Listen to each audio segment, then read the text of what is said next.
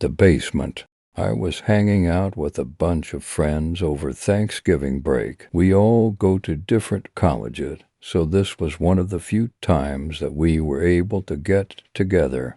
The group consisted of the usual suspects, which included Adam, Zach, Jupe, Luke, Brendan, Mario, and myself. We always end up at Mario's house and tend to keep to the basement because of its size and seclusion from any unwanted attention. Mario's house is giant, and his basement is no exception to the luxuriousness of the rest of his house. Apart from being very spacious, the basement is also nicely furnished, carpeted, and comfortable to stay in. Basically, think rich man's basement. During most of our get-togethers, there is a fair amount of drinking, and after a while of being cooped up in the basement, my friends and I start to get rowdy and want to drive out to the local strip club. I'm not much of a drinker, so I usually stay pretty sober during these events. Thus, I am usually left as the designated driver for everyone. Normally, I am all right with driving everyone to the strip club, but during this specific night I was really against going out. There were several reasons for this. 1. I would have to drive 6 drunkenly annoying people in my truck, which does fit 7. The day before Thanksgiving, which has the reputation being the day with the most drunk drivers. I didn't want any of my friends to get an underage drinking violation, even though several of them already had one. And on top of that, I would also get in trouble if the police happened to find alcohol in my bloodstream while driving, which they definitely would have. The second reason why I didn't want to go to the strip club was because there was a high possibility that one or several of my friends would end up in a fight. They tend to provoke people when they are drunk. This again leads to the police and underage drinking and all that damaging stuff. I really wanted to stay at Mario's and just hang around in the basement for the rest of the night, but they were adamant about going, and it was 6 against 1, so I finally caved in. We all started getting ready, and as the time came closer to leaving, my friends became more and more rambunctious. I had to go upstairs in order to retrieve my car keys, so I left my loud friends roughhousing in the basement while I searched. I found my keys resting on a table in Mario's kitchen, but while I was walking over to get them, the lights went out. I stood still wondering what the hell just happened, but a few seconds later the lights came back on. I didn't really think much about it and went over to grab my keys off the table when I noticed something else and stopped moving. I couldn't hear the muffled noises that my friends were making below me anymore.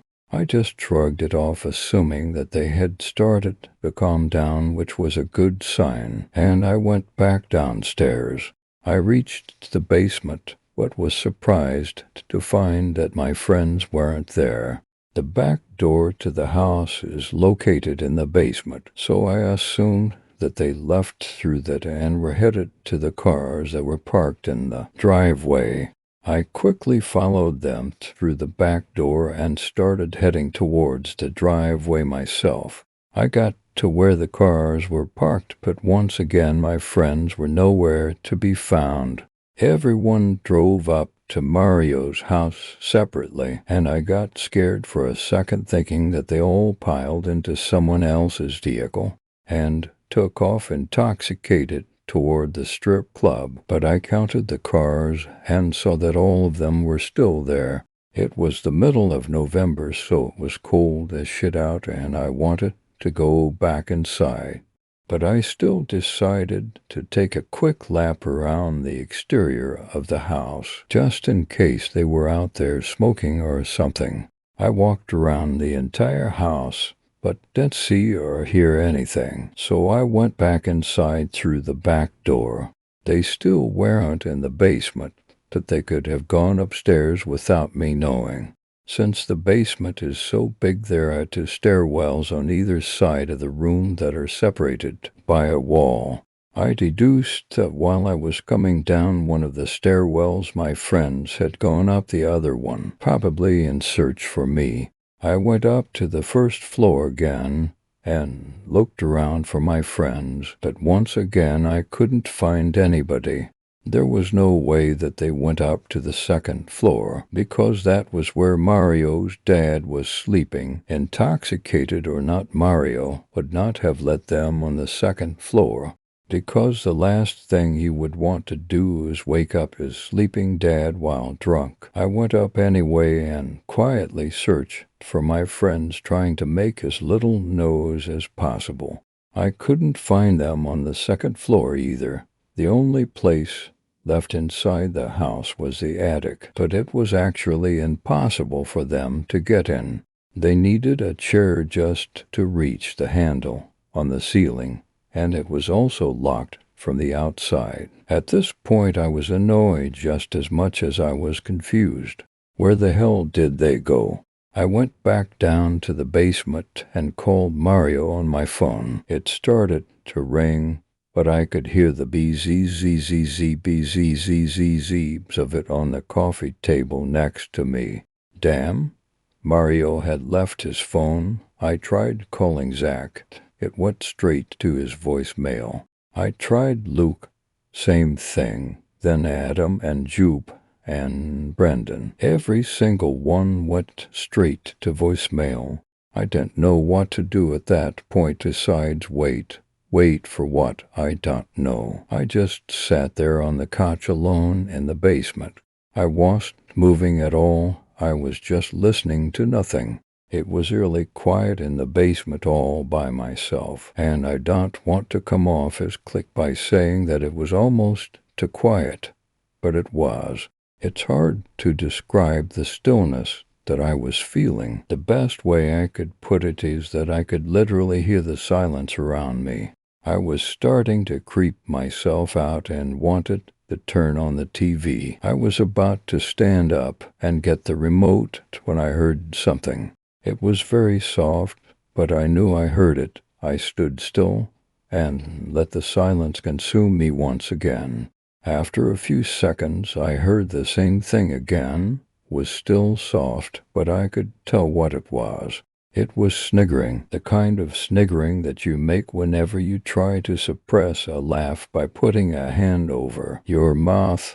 That's when it hit me. My friends were hiding somewhere laughing at me, and they obviously didn't want to be found, which is why they were trying to hold back their laughter. Once I figured out what the noise was, I became very annoyed that my friends were intentionally hiding from me. Even though I was getting genuinely worried about where they were, I got up and started looking for them again, thoroughly checking all the closets in the basement, and there were a lot of them. While I was looking, the sniggering started to become more distinguished, but I could not figure out where it was coming from. I was at one end of the room and could hear the sniggering behind me. But once I went over to the opposite end of the basement, I would hear it behind me again. Like I said before, the basement is a big area with a lot of closets and closed rooms. But there are only so many places that a person would hide, and I felt that I had checked all of them. Yet that damn sniggering was still going on, and it was very noticeable at this point. Then, all at once, it stopped. It cut off out of nowhere. There was no way that my friends could choreograph a stunt like this, especially while they were drunk. Something was wrong, something felt off, and it was at this exact moment that I started to become scared. I was standing in the middle of the basement, not moving, and was once again in complete and utter silence. That's when the lights turned off. I felt like I was in the beginning of a nightmare and wanted to wake up more than anything. Instead, I just stood there in the dark, too petrified to move. That's when I started to hear footsteps. The floor was carpeted, so they were quiet, but I could hear them as clear as day. They were coming from my right, but they were not the type of footsteps that you would have expected. These steps were very particular. They were taken slowly, carefully. Each step was followed by a few seconds of silence, as if whatever was walking did not want to be heard. Something was creeping closer to me. I dared not move my body, but I searched frantically with my eyes to try and see what was approaching. It was still pitch black, but I swear that I could make out a figure advancing towards me from the right. I closed my eyes and started to cry. I couldn't help it. Warm tears slid down my cheeks as I braced myself for the worst. Then the lights came on. I almost screamed. I looked around, but there was no one in the basement with me. The sniggering was gone, and I felt lightheaded from the amount of terror that was flowing through me. I was horrified and didn't want to be in that room by myself any longer. I still had no idea where my friends were, and as much as I wanted to leave, I didn't want to leave them behind. If this was some kind of elaborate prank that my friends were trying to scare me with, it worked, but the joking was over, and they would have come out of hiding by now. I texted each of my friends saying that I was going to leave if they didn't come out. I tried calling each of them 3 times, but just like before, they all went straight to voicemail, except for Mario's, which was still buzzing on the coffee table where he left it. I told myself that I would give them 5 more minutes to respond, and then I was out of there. 5 minutes later, I was leaving through the back door and was headed towards my truck. It was almost 2 o'clock in the morning at that point. I was tired, scared, and annoyed, and I honestly didn't know what to make of the situation. Once I got home, I started to realize how stupid I was for thinking that there was some monster in the basement with me when the lights went out. I knew that my friends were just trying to scare me for whatever reason, and am sure that I gave them the exact reaction that they were looking for, me crying by myself in the dark. They probably had it on video and were going to post it on every single media platform they could. The more I thought about it, the angrier I got. I no longer felt bad for leaving them behind. As a matter of fact, I felt betrayed by them. I spent over an hour worrying about where my friends had disappeared and tried looking for them. And in return, they scared the living shit out of me and make me feel like an idiot. Fuck them. I went to bed and waited anxiously for morning to come so I could give my friends hell for what they did. When I woke up the next morning, I immediately went for my phone and was shocked to find that Mario had sent me a text around 3:30 a.m. Last night. I opened the text only to find nothing but gibberish. It clearly looked like a drunk text. I wasn't surprised by this. Mario had sent me many drunk texts in the past, all of which were similarly unreadable. It was almost 11 o'clock a.m., and if the guys had stayed up all night drinking, there was no way that any of them were awake yet. I decided to wait it out and make them call me first, and it wasn't too long after I woke up that I received another text. This time, though, it was from Mario's dad. Mario's dad. Did you guys go somewhere? I can't seem to find anybody. Me. I actually left last night. I don't know if they went somewhere, but I couldn't find them last night either. Mario's dad. Have you tried calling or texting any of them? I keep getting their voicemail. Me. Yeah, I'm getting the same thing. Mario's dad. Okay, well, if Mario or anybody else calls you, tell them to call me so I know where they are. Me. Will do. About 2 hours later, Mario's dad texts me again. Mario's dad: "Hey, have you heard anything from your friends yet? Mario and I were supposed to go somewhere today, but he still isn't answering his phone." Me: "No. Sorry, I haven't heard anything from him yet. I didn't want to tell him about the drunken text because Mario's dad hates whenever Mario and his friends come over to drink." Around 4 p.m., Mario's dad texts me once again. Mario's dad: "Have you heard anything yet? I'm starting to get worried. All the other parents are starting to call me asking where everybody is. I've called Mario and everyone else over and over again, but none of them are answering." Me: "I still haven't heard anything, but I'll try calling them myself. Don't worry, I'm sure they are fine. They probably stayed up all night over someone's house and are sleeping in all day." Mario's dad: "Okay, just please tell me if you get anything." Me: "I will." I started texting and calling my friends again, but I still wasn't getting anything. Another 3 hours go by. It's a little past 7 o'clock a.m. At this point, I was starting to get worried, but I didn't realize how serious the situation was until I got a knock on the door.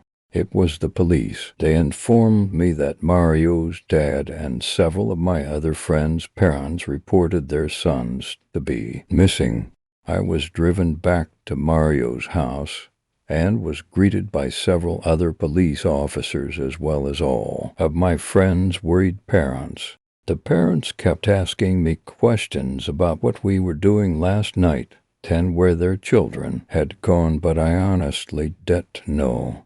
I just kept reassuring them that everybody was all right, but after a while even I was starting to doubt myself. 2 police officers, one skinny, the other fat, escorted me into the basement.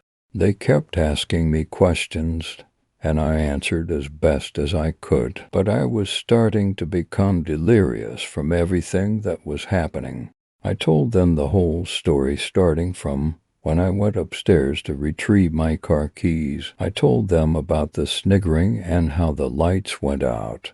I told them about the figure that I thought I saw creeping towards me in the dark. At this point, I didn't care how crazy I sounded. I just wanted my friends to be okay. I told them about the drunken text I received last night, and when I showed them the message, the fat cop took my phone and walked away with it. I was left with the skinny police officer who continued to ask me more questions. After he was done, I asked him if Mario's dad had found a phone on the coffee table whenever he came down to look for everybody. The officer told me that Mario's dad found no such thing. I informed the skinny policeman that I distinctly remembered seeing Mario's phone on the coffee table before I left and had assumed that he retrieved it later that night, which would explain the drunken text that I received last night. He wrote down a couple more notes and left, telling me to stay where I was. I was back in the basement, standing almost exactly where I was when the lights went out. The scene now, compared to last night, was completely different. There were detectives everywhere looking over everything, dusting for fingerprints, asking questions. I closed my eyes and started to cry. I couldn't help it. Warm tears slid down my cheeks, but I was sucked back into reality when the fat officer yelled for me to come over to him. He was standing next to some geeky-looking guy wearing glasses, and once I got over to them, the fat man asked me if I was playing some kind of sick joke. Stunned, I asked what he was talking about. The geeky guy wearing glasses was the first to answer. He introduced himself as a linguist and informed me that the text Mario had sent me last night was not gibberish, It was Latin and translated to "Your friends are with me now." Story 2. I found a mask in the basement. I pulled the mask over my face and crept up the stairs, my excitement mounting with each creaky step. I felt the heat of my own breath, unable to fully escape through the mouth slit. When I got to the top, I cracked open the basement door and peered into the living room through 2 round eye holes. She wasn't there, but I knew where she was. I could hear tap water running. She was in the kitchen. I slipped off my shoes and walked slowly, carefully across the hardwood floor. The rush of running water grew louder, and then I heard the sound of someone talking. Did she have visitors? I took a few more quiet steps. No, she was listening to a podcast over the speakers. I stuck my head around the corner, and there she was at the sink, her back towards me, her long brunette hair pulled up into a bun. I took a deep breath. It was hot in there, under that heavy mask, but I couldn't take it off, not until it was done. It was time. I moved quickly until I was right behind her. I reached out and grabbed her shoulder. She snapped her head around, and as she got a look at me, I smiled behind the mask to see her eyes go wide in fear. I was prepared to end it there, but she screamed and brought a knee up right into my balls. Poof! As I was hunching over, she gave me a shove and I crashed into the island behind me. I slumped to the ground in agony and looked in real fear as she twirled around, grabbed a knife from the sink, and raised it up. "Hold on," I groaned, pulling my mask off. "It's went on me." She froze, the giant knife still there up in the air. I could tell that my wife was not very impressed. "What the fuck are you doing?" she asked. "Where the fuck did you get that creepy mask?" I coughed, still holding my hand up in the air in a plea for mercy. "Down in the basement. I think it was Dad's," I said. "I was just trying to give you a little scare, for fun." "Jesus, Bill," said Debbie, "I was ready to kill you, and honestly am still not quite decided on that. There's not a jury in America that would convict me not after they saw that creepy-ass mask." "Put the knife down, honey," I said. She threw the knife back into the sink and bent down. I was still crumpled in pain on the floor. "Let me see that," she said, picking up the mask and then examining it. I guessed that it was made of stone. It was perfectly round, with 2 round eye holes at levels just different enough to cause a sense of unease. There was, as mentioned, a slit for a mouth.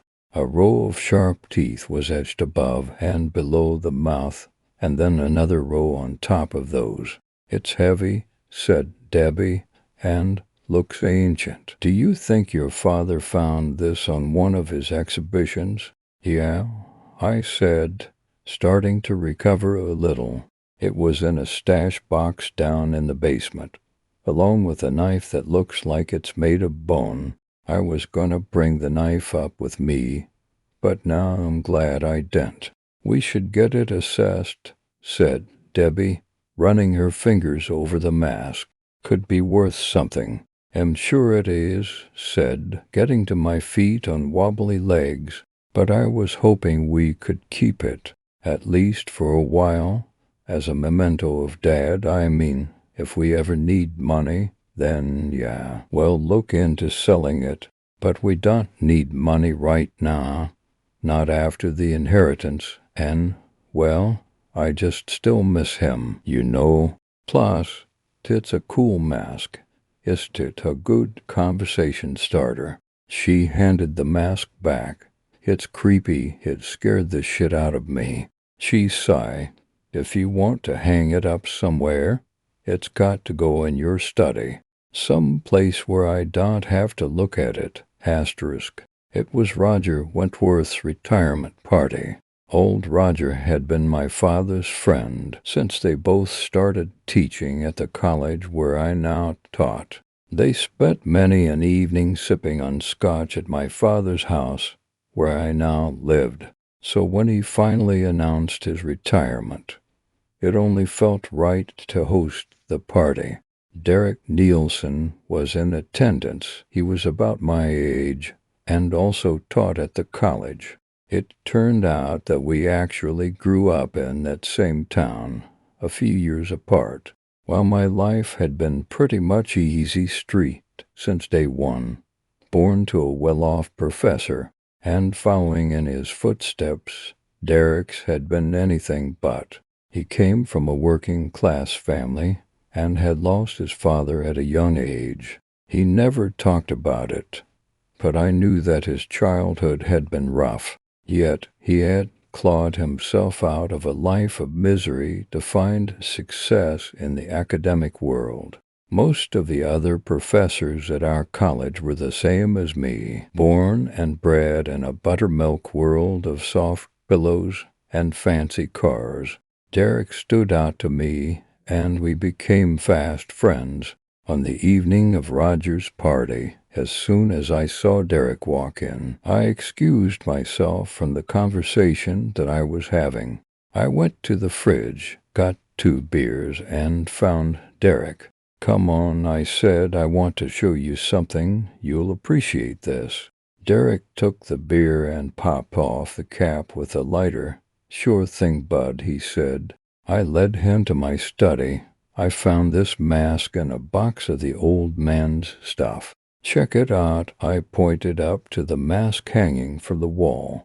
The bone knife was mounted just below it. Derek dropped his beer on the floor and went white. "Is this some kind of sick fucking joke?" he demanded. What do you mean a joke?" The look of fear on Derek's face made me start to feel scared. "It can't be the mask, can it? It's unsettling, but it's not terrifying like that." "I need to sit down," said Derek. "Sure, bud," I said, wheeling my desk chair over to him. "Sorry about that. I didn't mean to scare you. I just thought you'd get a kick out of it. That's all." Derek looked at me with intensity. "Tell me right now if this is a joke. I never told you about this, but maybe you found out anyway." "I don't know what you mean," I said. "I need a drink." Sure, beer something hard," said Derek, now staring at the mask in bewilderment. "He'll be right back." I stepped over the spilled beer and headed over to the liquor cabinet. Debbie was there, talking to somebody. I was starting to feel a little dizzy, and things were blurring together. "Where did you get off to?" asked Debbie. I showed Derek the mask, I said. "It didn't go well." I poured out a tall scotch. "We should really get rid of that thing. It's creepy." I gave a vacant nod and went back to my study. Derek was still sitting there, transfixed by the mask. I handed him the scotch, and he looked at me with a start. He downed it in one gulp and then began. 35 years ago, my father committed suicide." "Oh," I said, looking down at my shoes. "I'm so sorry. I didn't know. I don't tell people that, and I definitely don't tell them what happened after that. Look, can you just bring the bottle in?" I was glad to get out of the room for a moment. Things had gotten intense in there. I needed to know why Derek was having such an extreme reaction to the mask, and he was my friend, so I wanted to support him. I just didn't know if I was capable of hearing whatever he was going to say. I needed the bottle as much as him, or so I thought at the time, and I was right. I grabbed the bottle from the liquor cabinet and went directly back to Derek. I handed it to him, and he took a good swallow. "The coroner ruled my father's death a suicide. Open and shut," he said. No need to waste money on an autopsy. But my mother had different ideas. Do you know where my mother is now, Bill? No, I said. She's in the place where they pad the rooms and scribble in coloring books all day. I took a drink and passed the bottle back. Shit, Derek, I'm sorry. Derek laughed. It was a strange laugh, devoid of humor or any emotion at all. She said that it was the masked man that did it. She said she came in to find the masked man holding the bone knife, watching my father bleed out in the bathtub. She passed out and he was gone when she woke up. I looked at Derek in shock. What are you saying here? Derek took 2 swallows from the bottle. I'm saying I've seen that mask before. My mother's drawn it 1,000 times. The round face, the round eyes, the double teeth. That knife, too, the bone knife. I heard the words that he was saying, but I couldn't process them. Now you're the one fucking with me, I said at last. I gotta admit, for a minute there, you had me. Now come on and pass that bottle over. I'm calling the police, said Derek. Then he did, asterisk. I remember when my parents had the basement redone. I was 10 years old. It was an old house, so the foundation used to be set on boulders with a dirt floor. It started to fail, so they spent a lot of money to have it all reinforced with concrete. A thick slab was poured on the floor. The bodies weren't difficult to find. The initials had been etched into the wet concrete, and when the floor was broken apart, under police orders, each victim was resting right under his or her initials.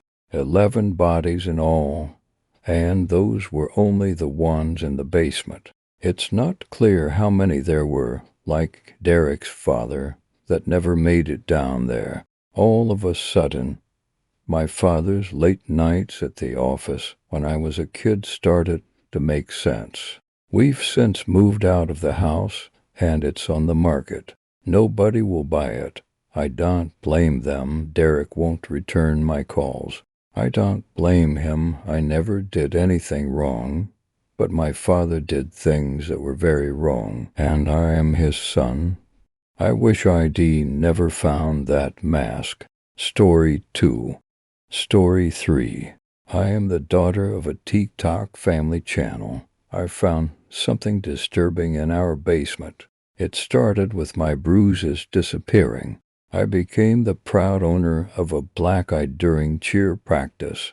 One of our flyers, Brittany Carlisle, punched me in the face during our outro, and it took some serious self-control not to start screaming like a baby. Brittany may have looked like she couldn't hurt a fly, but she had a mean right hook, even if it was an accidental flailing of her arms. When she had been caught in the music and the heat of the moment, I knew my face was fucked from the look on Coach's face when she handed me frozen peas wrapped in a towel, and tried to smile, but her supposed smile kept widening into a grimace. It was bad. This sucked because, according to my mother, I was not allowed to get a brucey specially on my face. Robbie, my best friend on the sidelines, made it very clear that the bruise was bad. When I'd grabbed a makeup mirror and risked a glance at myself, he was right. It was bad. This thing was worse than eye bags in the changing rooms after practice. I remember trying to smile through the pain in my face, which was slowly spreading to my eye and the back of my head. I tried to hide it with makeup, but it somehow looked worse. So I gave up. I didn't think about the bruise until I was walking back from school a little later. The pain was gone, and it didn't really hit me until I was video chatting with Robbie, and his expression crumpled, inclining his head like a confused puppy. Holy shit. How did you fix your face? I paused, my gaze flicking to my reflection in the camera. I wasn't a fan of looking at myself. When I video chat, I minimize the screen and scroll through Instagram or search for a YouTube video to watch on mute while Robbie talks about moon landing conspiracies. I didn't mean to look at myself. I had trained my eyes not to look too hard through a camera. Because all of my flaws were presented, Mom always had something to say if I did not look perfect. I have a makeup routine, as well as the skincare rituals before I go to bed and wake up. But it's not enough. I don't look as cute as I did as a little kid.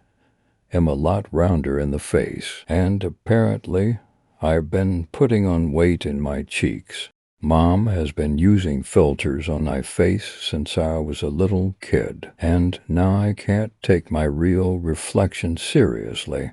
What I frowned at my pale face and slightly half-lidded eyes from a sleepless night in the camera, I looked the same as I always did. Light brown hair pulled into a ponytail, and minimal makeup. I winced at the state of my hair.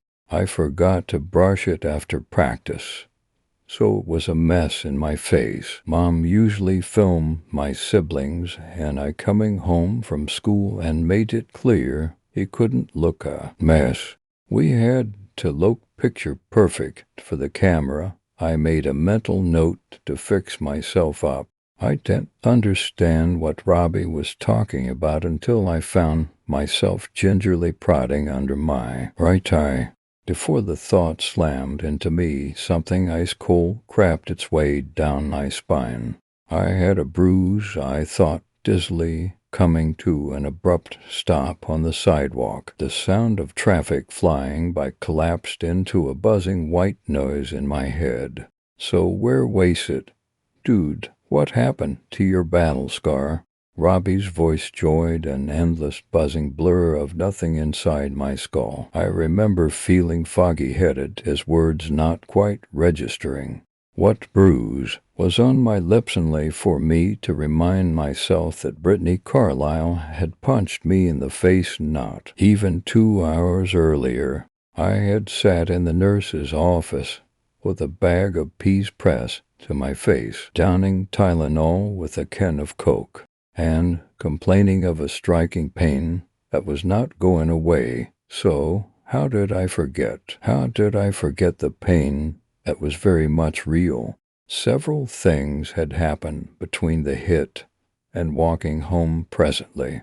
I went to grab my things from the changing rooms and ended up talking to a girl about a concert she was planning to go to.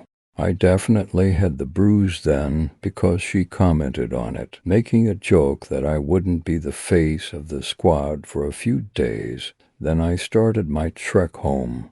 Nothing had changed, and yet it felt like something had. I remembered changing out of my cheer uniform and pulling on my sweater.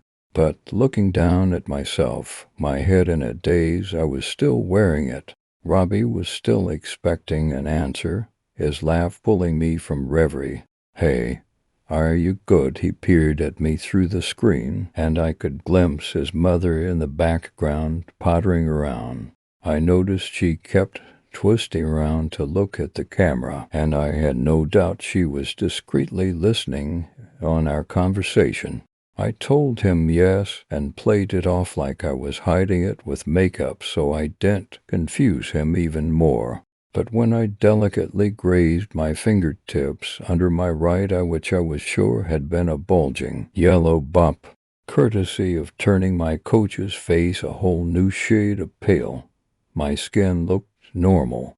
I searched for any hint that I had been hit, pressing my fingers over my eye and waiting for that pain I knew had been real. I knew it was real because the bag of frozen, now melting peas was still in my backpack, and I had been relieved of my captain duties until my face was better. It wasn't my choice to become captain. Mom has a lot of influence with both her job and her TikTok account. So most of my life since I started middle school has been documented on her channel. Currently, she's private, so her channel is not visible. Maybe that's a good thing, though. Robbie didn't look convinced, though he nodded and smiled. Hey, I gotta go, all right. He gestured to his mom standing behind him with a disapproving scowl. I've got homework. His eyes said something different, however, and I nodded and promised to call him back later. We had a code of sorts. If Robbie pulled a face and wrinkled his nose, his mother wanted him to get off his phone.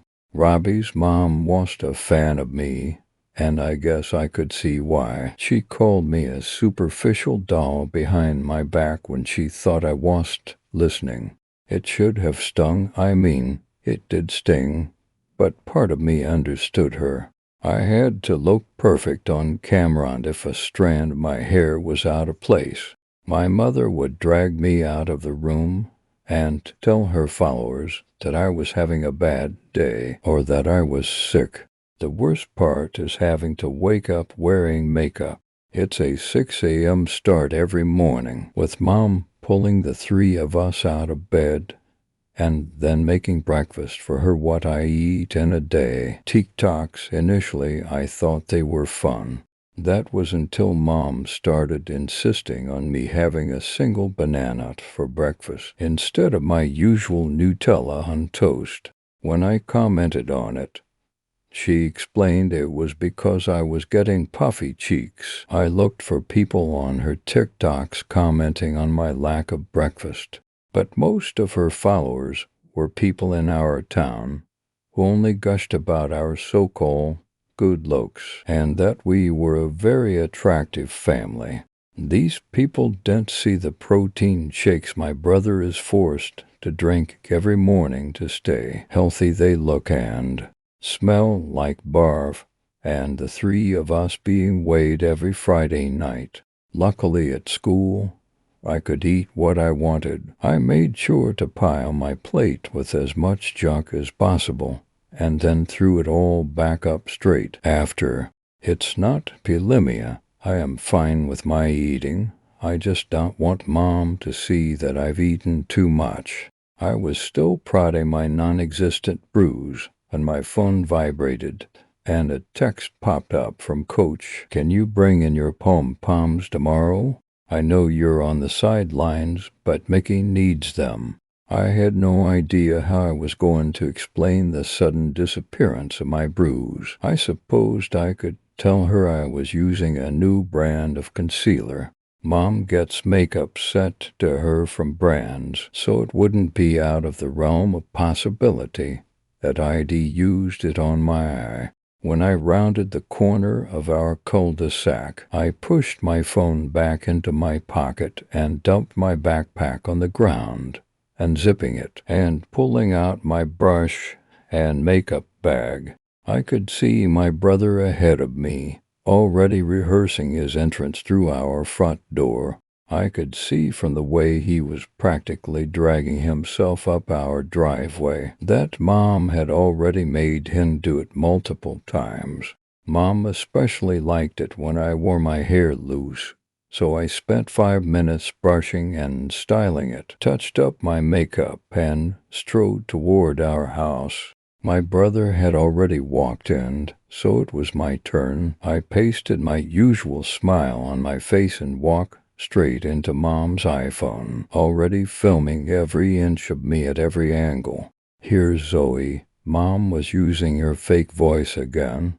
I hated her fake voice. So, as you guys know, or if you're watching this for the first time, this is my 17-year-old daughter, Zoe.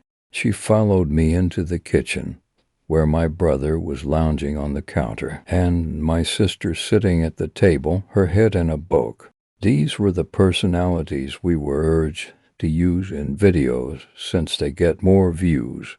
Ben is seen as the lazy child because he made it his goal not to be in front of her camera, while Allie had read a book once, and now she was known as the smart one in the comments. So every time the camera was on her, she had to be holding a book. Off camera, it's the opposite.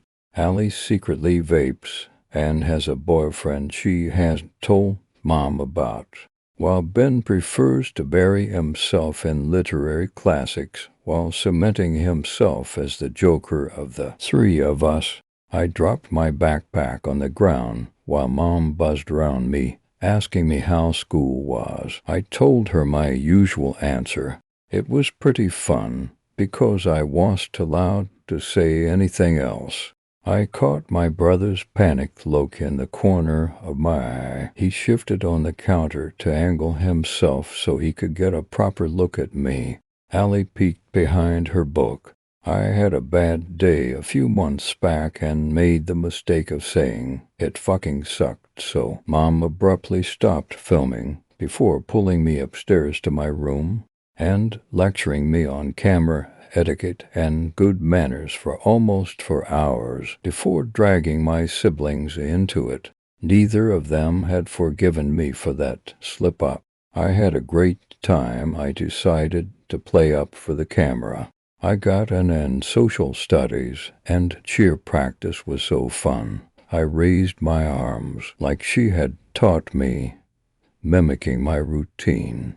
I could feel my brother and sister silently judging me, their gazes burning right through my skull. I was lying, of course. I got a C-, and I got hit in the face at practice. I gingerly prodded my right eye, feeling for the bruise that was no longer there.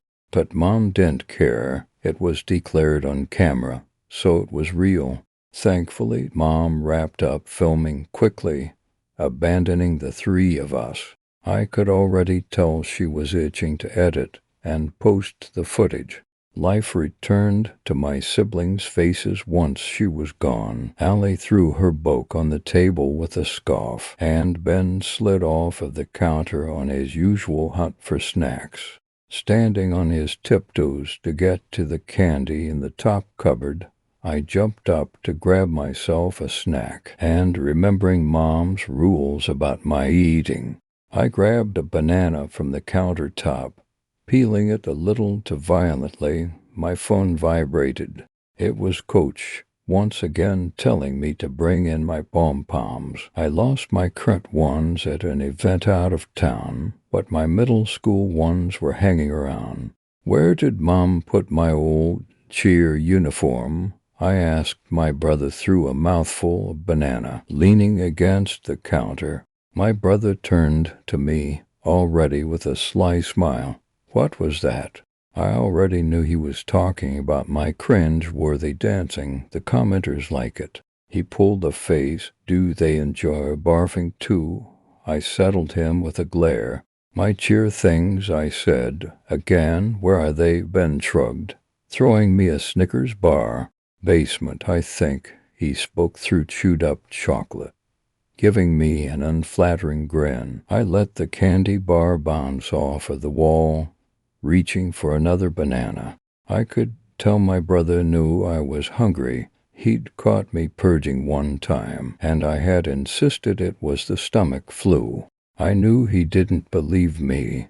In the viewer's eyes, Ben was this lazy ball of bedhead, offering minimal conversation and snoozing in the background.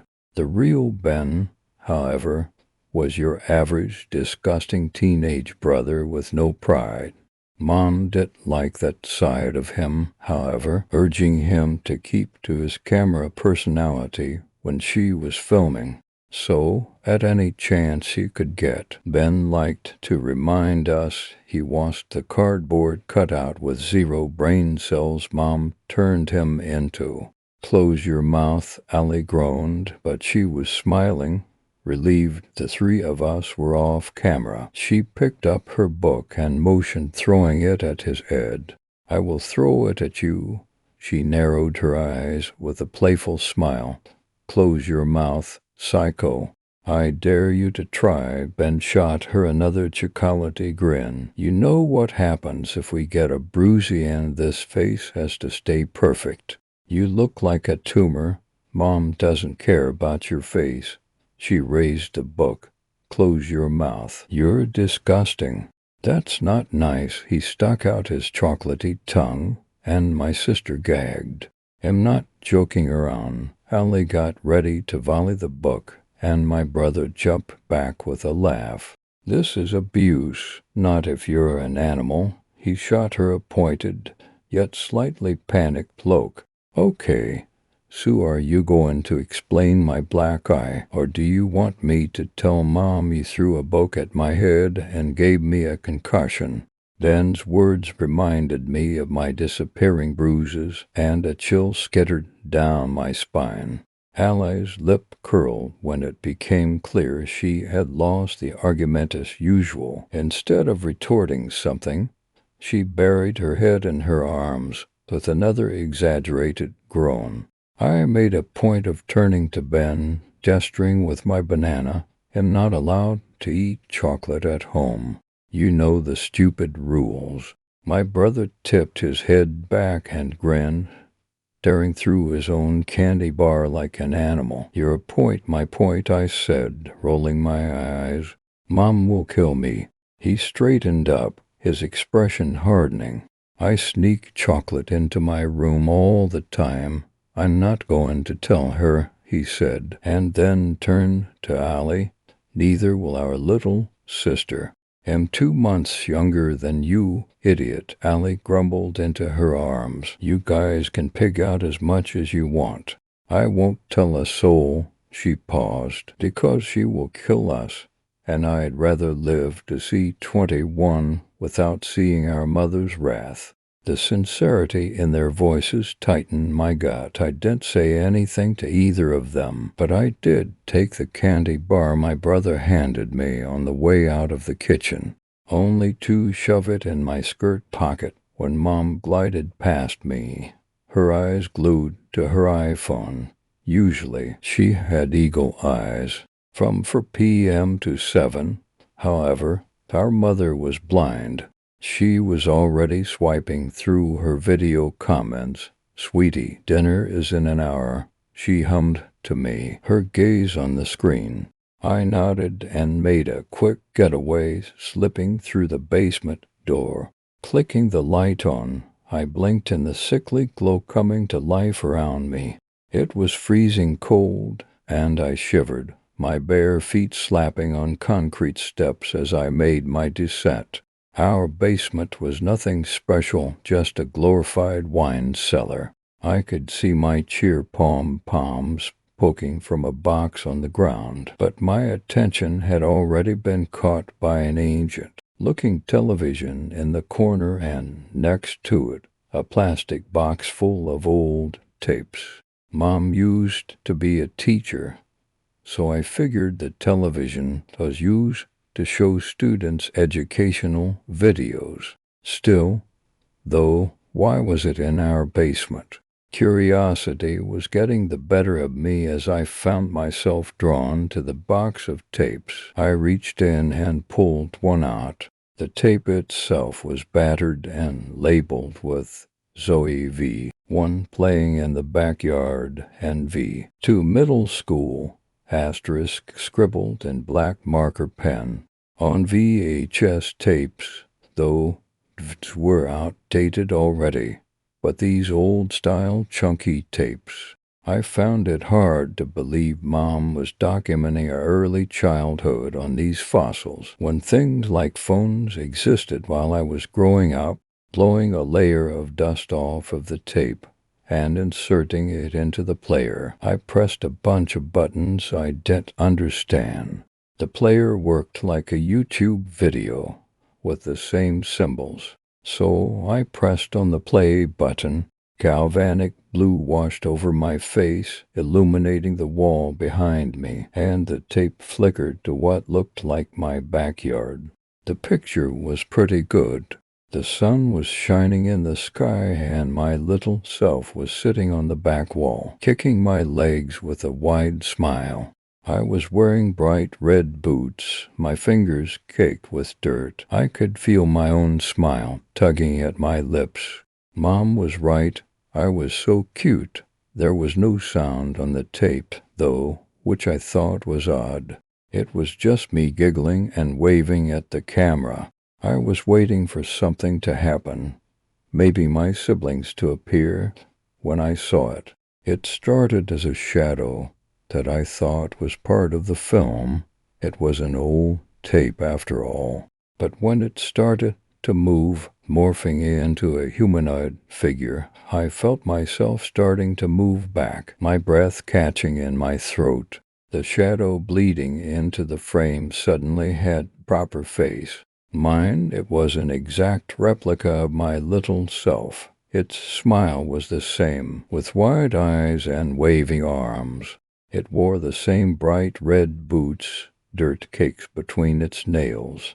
I watched the replica climb onto the wall before pushing me forward, and my original self burst into a reddish mist before even hitting the ground. The tape flickered, and a ray of color bleeding into the film, staining the footage. It was red, like it was bleeding. In a cut, I saw the replica jump off of the wall and run forward toward the camera to wipe away the red smear on the lens. The tape didn't stop. It switched to an older version of me. This time I was in middle school. I remembered the exact classroom. I remembered the faces of the kids around me. Robbie sitting at the front throwing pens at the wall, and Brittany doodling in her textbook. I was sitting with my head buried in an old copy of Percy Jackson. Where was the camera, I thought, my gut twisting into knots. I didn't remember Mom filming this. The tape flashed blue once again, and I blinked rapidly before it switched back to my middle school classroom. There was no sound. I saw it once more, a bleeding dark shadow, creeping through my classroom door, and then growing a head and torso, arms and legs. This time it embodied my 12-year-old self, right down to the scratch on my knee I remembered getting during recess. This time the replica was not smiling. She strode over to my desk, grabbed me by my hair, and pulled me to my feet. She shoved me violently, and I stumbled back, once again exploding into a darker red, which splattered on my desk. The replica calmly took my seat and used the cuffs of her sweater to wipe away the mess my original had made. The footage kept going, switching between snapshots of random footage. Then it flashed to my high school changing rooms, and something sour crept its way up my throat. For hours ago, I saw myself changing out of my cheer uniform, and the bruise under my right eye. The bruise, I thought, disappeared. No, I started to crawl backward, but my gaze would not leave the screen. I couldn't breathe suddenly. All the breath dragged from my lungs. The changing rooms were empty, and I was humming the exact song from earlier, the one I'd gotten in my head from some kid mockingly singing it in class. I pulled my brush from my backpack and tugged out my ponytail, humming the tune, Ring Around the Rosie. I started to sing with each stroke of my brush. Movement behind me. I watched the door open slightly. A blurred figure slowly stepped inside. It was a darkness dressed in human flesh. At first, I saw its eyes slowly coming into fruition, static buzzing in the pupils, twined around the iris. Wearing my cheer uniform, she was an exact copy of me. This time, though, her face was perfect.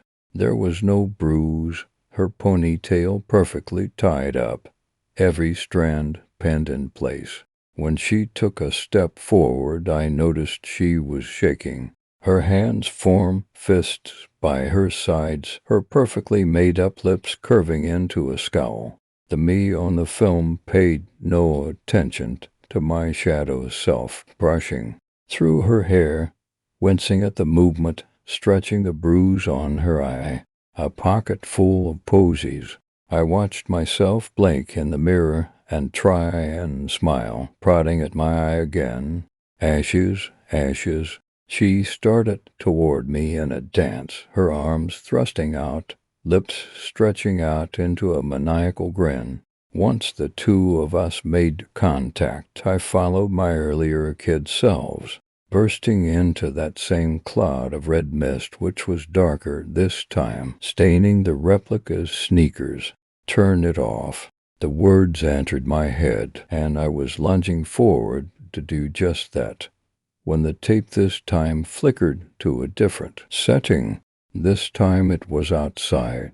I was staring at a sea of black patches of grass and beautiful flowers. I thought it was a wedding, and then I saw the coffin being lowered into the ground. I saw my mother in a perfectly pressed black dress, sobbing on her knees. She was screaming, unearthly cries rattling through the TV speakers. I didn't recognize any of the faces swamped around her. I started to lean closer to the screen to look at them up closely when the tape flashed to mesmerizing blue, switching to the middle school classroom, my high school changing rooms, our backyard, and finally to me. Something snapped inside my mind, and clarity came vivid and fast, pushing away the brain fog. I didn't know those faces because they were not my family. I was paralyzed to the spot. The TV screen blurred before flashing 3 different colors like it was impatient. It once again showed me my classroom and our backyard, and it hit me that I didn't know either of them. I didn't remember any of those memories, despite a presence in my mind telling me I did. I did not sit on a wall when I was 5 years old, and that middle school classroom was not mine. This time my face was swamped in the exact same light from our basement. I saw my present face staring, wide-eyed, at the screen. There was a twitch of movement in the grainy picture. The thing with my face moved slowly, flickering in and out of existence. I stared down at my hands in my lap, and then at my right wrist. I was not allowed to look, not with so many eyes on me, hundreds of them, no, thousands. But I let my gaze flick to my skin, where my name has been printed on my flesh in blocky letters. It had always been there. A stray thought that was not mine entered my mind. I just wasn't allowed to look, just like I wasn't allowed to look in the corner of my eye or behind me in a dark room. Zoe, V1678. I could feel a striking pain in my head suddenly, a scream that was not mine, and yet sounded like mine, rattling in my skull. It clawed at my throat, but I couldn't move, couldn't breathe. Phantom bugs filling my mouth and skittering down my spine, burrowing under my flesh. She was so close, but she wasn't alone. I could hear my brother S sobbing. I could sense her shaky breath tickling the back of my neck. Ben's cries grew louder in my ear, reverberating from the walls. I was frozen. I couldn't move, couldn't turn around. "You idiot," she said in a growl. "You broke character." 2 sets of slimy hands were on my back. I remember the feeling of them shoving me violently. I didn't remember stumbling or falling, just their hands. And Ben's sobs, his heaving breaths on my back. Darkness. It came fast, enveloping me, before spitting me back out again. I woke inside my room, blinking rapidly at the stars on my ceiling. I had slid back to consciousness with that same clawing, monstrous screech in the back of my throat. It wasn't mine, but it felt like mine. It felt like a scream I had been holding in and pushing down for years. The window was dark. Night. How many hours had passed me by immediately? I turned my attention to my right wrist. I was not supposed to look, and just glancing at it hurt me, twisting my body and boiling my brain. I wasn't supposed to look. The marking was still there, Zoe V1679. The more I stared at it and drank this thing in, I felt progressively sicker. A part of me I didn't know existed slowly coming back into fruition. Before I could stop myself, I barged out of my room and downstairs. I could hear Mom and Ben in the kitchen. "What is this?" I didn't bother warning her that I was stepping in on whatever she was filming. I marched over to my mother and held up my wrist. I felt like I was going to be sick. "Those tapes in the basement," I hissed out. "What are they? Who are those kids who replaced me?" "Wait." What? Ben raised a brow, his gaze flicking to Mom's phone. "Is this for a video?" I didn't realize I was hysterical until I could feel hot tears slipping down my cheeks and salting my lips. I was sobbing when Mom froze up, her phone slipping from her hands. Ben, who was sitting next to her, sent me a "what the fuck" look, but I was only focusing on his wrist. I grabbed it and yanked up his sleeve, but there was nothing there. I peered at my brother's hand and scratched at his skin with my nails. Still nothing. "Zoe, what are you doing?" Ben's eyes were wild. "Have you lost your mind?" Ben pulled away with a hiss. He opened his mouth to start yelling at me when Mom calmly got to her feet and turned to me with what looked like an explanation. On her face, which crumpled suddenly, her eyes widening, her lips forming an O, Mom clapped her hands over her ears and shook her head, her body trembling, a scream erupting from her mouth, which morphed into a wail that almost sent me to my knees. It was powerful and painful, ringing in my ears. Ben tried to calm her down, but she wouldn't listen. Mom wasn't blinking. She was just screaming, her lips pulled into a terrifying grimace. "Mom," I managed to get out through a sob. "Mommy, it's okay." I wrapped my arms around her and cradled her to my chest, motioning for Ben to join in. He did after a reluctant blare, tangling his arms around the both of us. "It's okay, Mommy," I whispered into her hair. "I won't ask any more questions, okay?" The words coming out of my mouth were not mine, but they were working. Mom's sobs were turning lighter, and her body had stopped heaving against mine. She reached around me to press me and bend tighter to her. I was pressing my face into her hair and mumbling that I was never going to leave her when something twitched in my peripheral. It was moving, a silhouette morphing into something real, something latched onto reality. I looked up, squinting my eyes. It wasn't a shadow or a monster bearing my face. It was Ben. The thing wearing my brother's features was disheveled, half of his hair shaved off, a bloody jacket that I had never seen before hanging off of his shoulder. I could see that same galvanic blue light in his eyes, the flickering static from the VHS tape. He dragged himself closer to us, blood spattering the floor tiles and slicking his feet, every movement creating more pooling red. He was bleeding from every orifice, from his nose and mouth and ears, blood soaking through his jeans and torn-up shirt.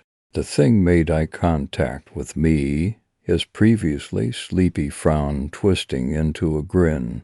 I could feel myself starting to pull away from my mother, but my eyes were glued to Ben.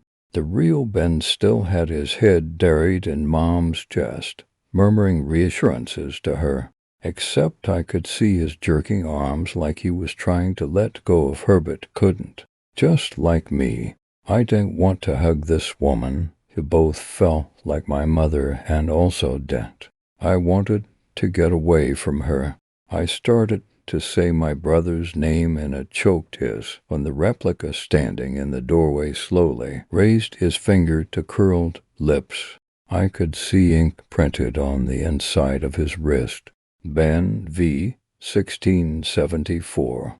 I opened my mouth to speak to him when he pointed across the lounge, and I followed his gaze. There was something squirming on the couch, a body-sized lump twitching, moving from side to side. I could hear its muffling now that I was allowed to hear things properly. It was screaming. No, not Annette. He was screaming. Mom. I managed to whisper. I tried to pull away, but her arms were suddenly locked around me, suffocating my breath. Who is that on the couch? What? Then surprised me with a whimper, his voice shaking. What do you mean? Mom's hug around us tightened. Tighter. Mom, Ben's cry came out in a panicked hiss. Mom, you're hurting us. Tighter. She started screaming again, but these wails were tragic, sobbing, her whole crushing us to her chest. Mom's cry felt like it was living, a sentient thing snaking around us. Black spots invaded my eyes, dancing in my vision. Something wet and warm slid from my lips, and Ben made a choking sound. He gasped out for air that she wouldn't let us have. I felt myself go limp in her arms, my head hanging, my eyes flickering. Tighter. The last thing I saw was Ben's replica peeking behind the wall, hollowed-out eyes penetrating mine. He was laughing, his bloodied grin growing wider and wider. When I awoke for the second time, the window was lit up with early morning sunlight. I had my hands wrapped around my throat, and the number on my wrist had changed. Zoe V1780. When I remembered how to breathe again, I turned to my alarm clock. 7 a.m. Zoe. Breakfast. Mom's voice filled me with poison, and once again a thought that was not mine took center stage inside my head. She is not my mother. No, she is my mother. I had a whole life of memories with her, right? Ignoring my skincare ritual and my makeup routine, as well as the rule that I had to stay in pajamas until the What I Eat in a Day had been filmed. I eased my way down the hallway, hammering on my brother and sister's doors. Ben appeared after a minute, his face smeared with skin cream, and then Allie freshly showered. I thought they were going to understand that something was wrong, that we were all losing time, and something was wrong with our mother. I need to talk to you, was all I managed to get out, only to get confused looks in response. Now I bit out I could still see Ben's bloodied replica in my mind. If that was a different version of him, when did that happen? I waited for them to get ready, standing outside their rooms. I think part of me was terrified they were going to get replaced while I was standing there. I found my gaze idly flicking to the numbers on my wrist. That had already happened to me, though. I was a different Zoe. After 10 painful minutes of waiting, the two of them finally appeared. Allie had pinned her hair back with rollers, while Ben, per Mom's request, looked like he just rolled straight out of bed. What is this about? Ben spoke through a yawn. By the way, what was up with you last night? Something twisted in my gut. What do you mean? My brother shot me a look, and whatever he was about to say was cut off when Allie shoved past us. Move aside. Slow pokes, geez, and not getting any younger. When she was bumbling down the stairs, Ben moved closer to me. You know what? He rolled his eyes. Last night, you were fucking peeking behind my door. I told you to leave, but you didn't move. Zoe. He shuddered. Dude, it was like you were possessed. You stood there for hours. I just shut the door on your face. Possessed? The word hung in the air when we descended the stairs and entered the kitchen. Mom was already filming herself making breakfast, while Allie had slumped down at the table and pulled out her book. I started forward to take my usual seat, but something froze me in place. There was another teenager sitting at the table. The guy was a sleepy-looking brunette stirring his cereal into a soup, leaning his chin on his fist, eyes half-lidded, lips parted into a small smile. When he caught my eye, his mouth formed a scowl. The boy leaned back, him not moving, the boy grumbled. He turned to Mom. Zoe always sits here. It's the best seat, and I have back problems. He narrowed his eyes on me. I'm taking medication. Zoe, Mom murmured, her focus on frying eggs. Can you let your brother use that seat this morning? I took a slow step back. Her words were like knives stabbing into me. What? Mom didn't turn around. Do not argue with me, young lady. You know Nick has back problems. Just let him have the comfy chair. Who? Ben jumped into a seat opposite the new guy and immediately leaned over, poking the guy in the chest. You abandoned me last night, he said. I searched for questioning in his eyes, but he was smiling, drinking in this bar like he had always been here. What happened to staying up all night and speedrunning classic Sonic?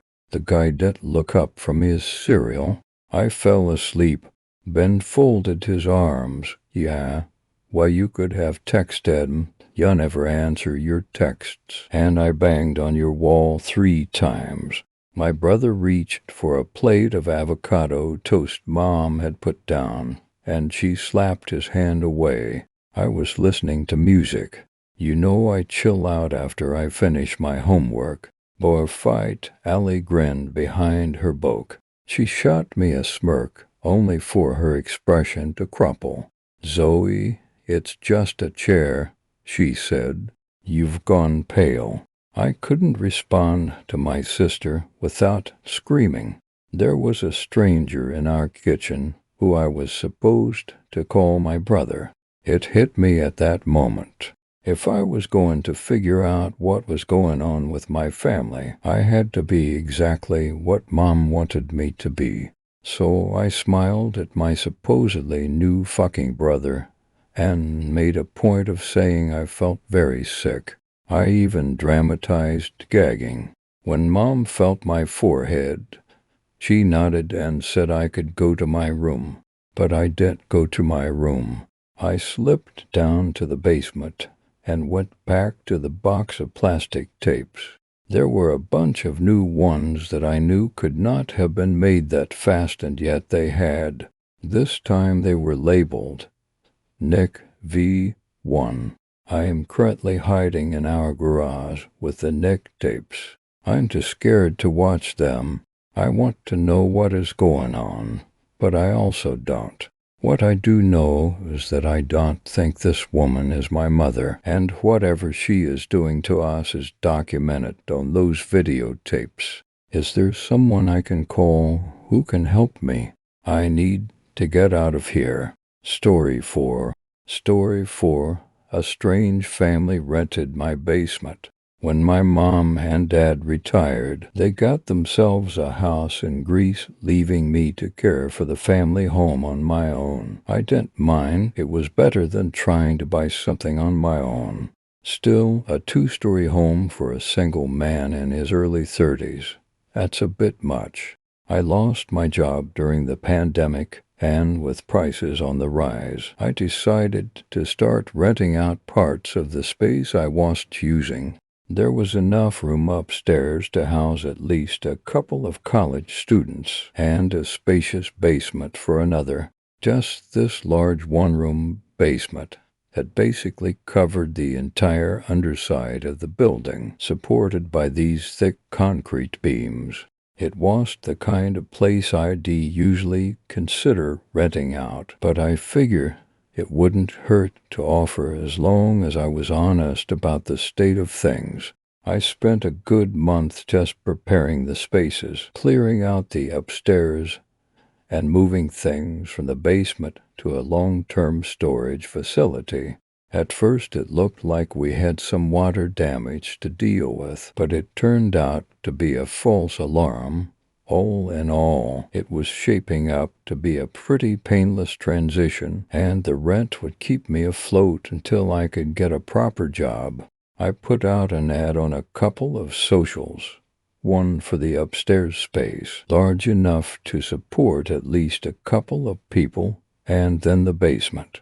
I wasn't really sure about the basement, but I included a few pictures and hoped for the best. The price was cheap too, cheaper than it should be, I guess. I got a few applications for the upstairs space, but most of them were either really short-term or started arguing about the price. One guy just showed up and tried to walk straight in without calling first.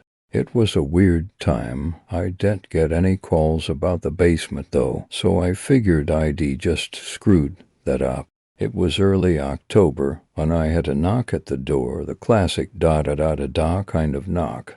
I hurried to open, still browsing job openings on my phone and chewing on a piece of cold pizza from the prior night. It's hard to explain how surprised I was to see what I saw. Most other applicants had been either young guys or college girls. What was now standing in front of me was a family of four, a mother and father, both in their mid-40s, and two young boys ranging from 10 to 14 years old. The mom had this autumn-colored cotton dress with a little ribbon, and the dad had this fancy black overcoat, a white shirt with a red tie. Both kids were dressed up in identical blue shirts. At first, I thought they were there to try and convert me to something. I could easily imagine them with a set of Bibles. Instead, the dad stepped forward, offering me a handshake. I accepted. "Hi there," he said with a warm smile. "We're the Walters. We're here about the ad." "Oh, hello," I answered. "It might get a bit crowded, but you're free to have a look. Sorry about the, I vaguely gestured to my unprepared state, but the dad just shook his head. "Not at all. Hope we're not imposing." I invited them inside, and they went right past the stairs. I figured they just missed it. "Excuse me," I said. "It's right up here." "Oh, we know," smiled the mom. "We're here about the basement. So there's this long wooden staircase that spirals into the basement. It's one of the main reasons I don't like going down there or furnishing the place. That spiral makes it almost impossible to bring down any proper furniture.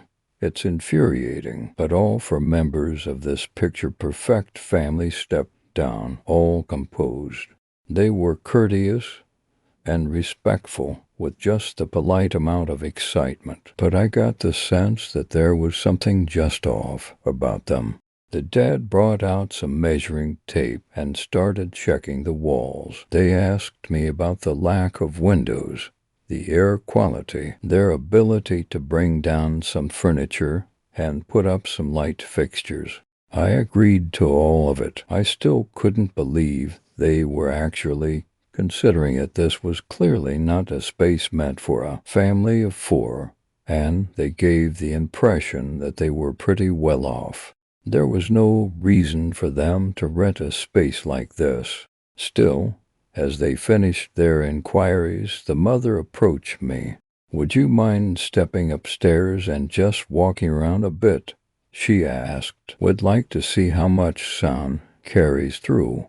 A strange way to ask for soundproofing, but I did as she asked. I got up the stairs, put on my heaviest boots, and just wandered around for a bit. After a couple of minutes, I turned the corner only to see all four of them standing in the hallway, picture perfect as always, all with a big smile on their faces.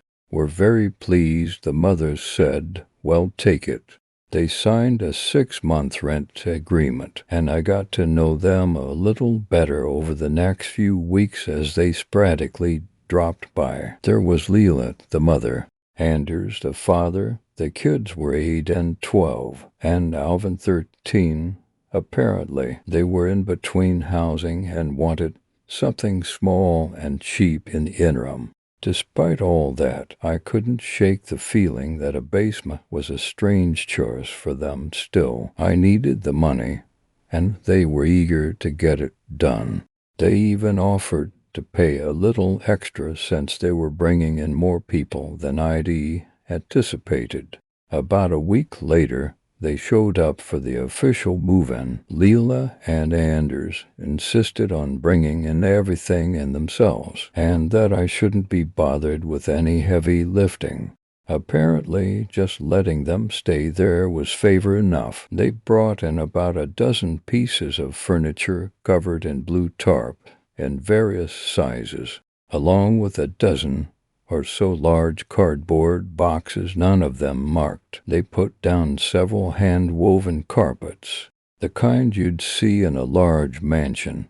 Leela was a stay-at-home mom, while Anders worked as some kind of security manager for a nearby airport.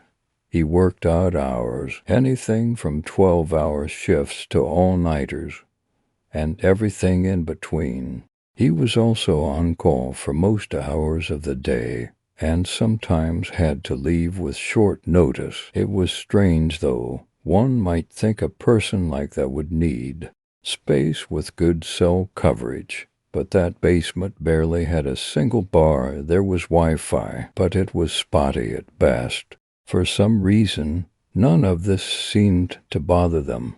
That first week living with the Walters was not a problem. Most of the time I forgot they were even there. I only saw them leave the basement a handful of times, and they didn't make any noise. At most I could hear them stomping up or down that creaky old staircase a couple of times, but that was mostly Anders heading to work. In fact, I never saw Aiden and Alvin leave for school. I figured they were being homeschooled, further pushing the idea that this family might have some kind of religious background.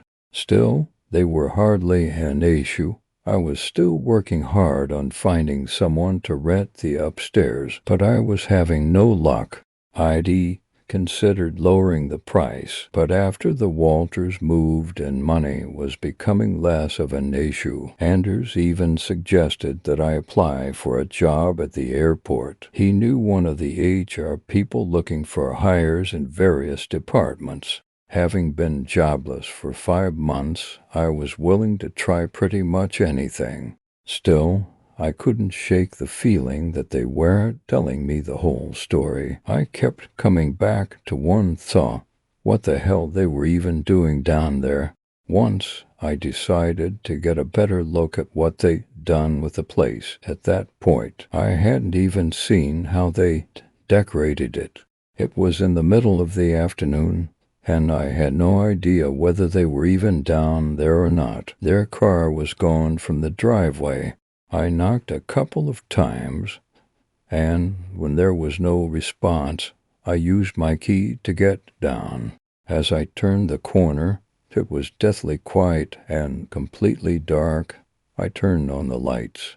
They all slept in these basic single beds, all spaced out along the easternmost wall. They had a small love-seat couch, along with a couple of basic plastic chairs facing a thick old TV placed against the wall.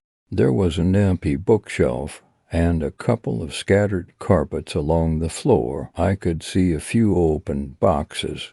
There was a bathroom next to the staircase, but it looked unused. No toothbrushes or anything. It took me a few moments to realize that I wasn't alone. The entire family was standing in a line along the southernmost wall. Furthest away from the staircase, they were standing in order of size from tallest to smallest, remaining perfectly still, just looking at me. It wasn't until they noticed me seeing them that they reacted. They all looked up at me, putting on a friendly smile. "Can we help you?" asked Leela.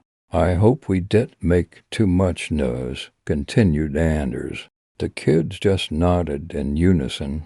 I took a good look at them, but I couldn't figure out what I was looking at. I had no explanation for their behavior. "Sorry, I was just gonna check the water pressure," I lied. I tried knocking. "That's all right," smiled Anders. "Go right ahead."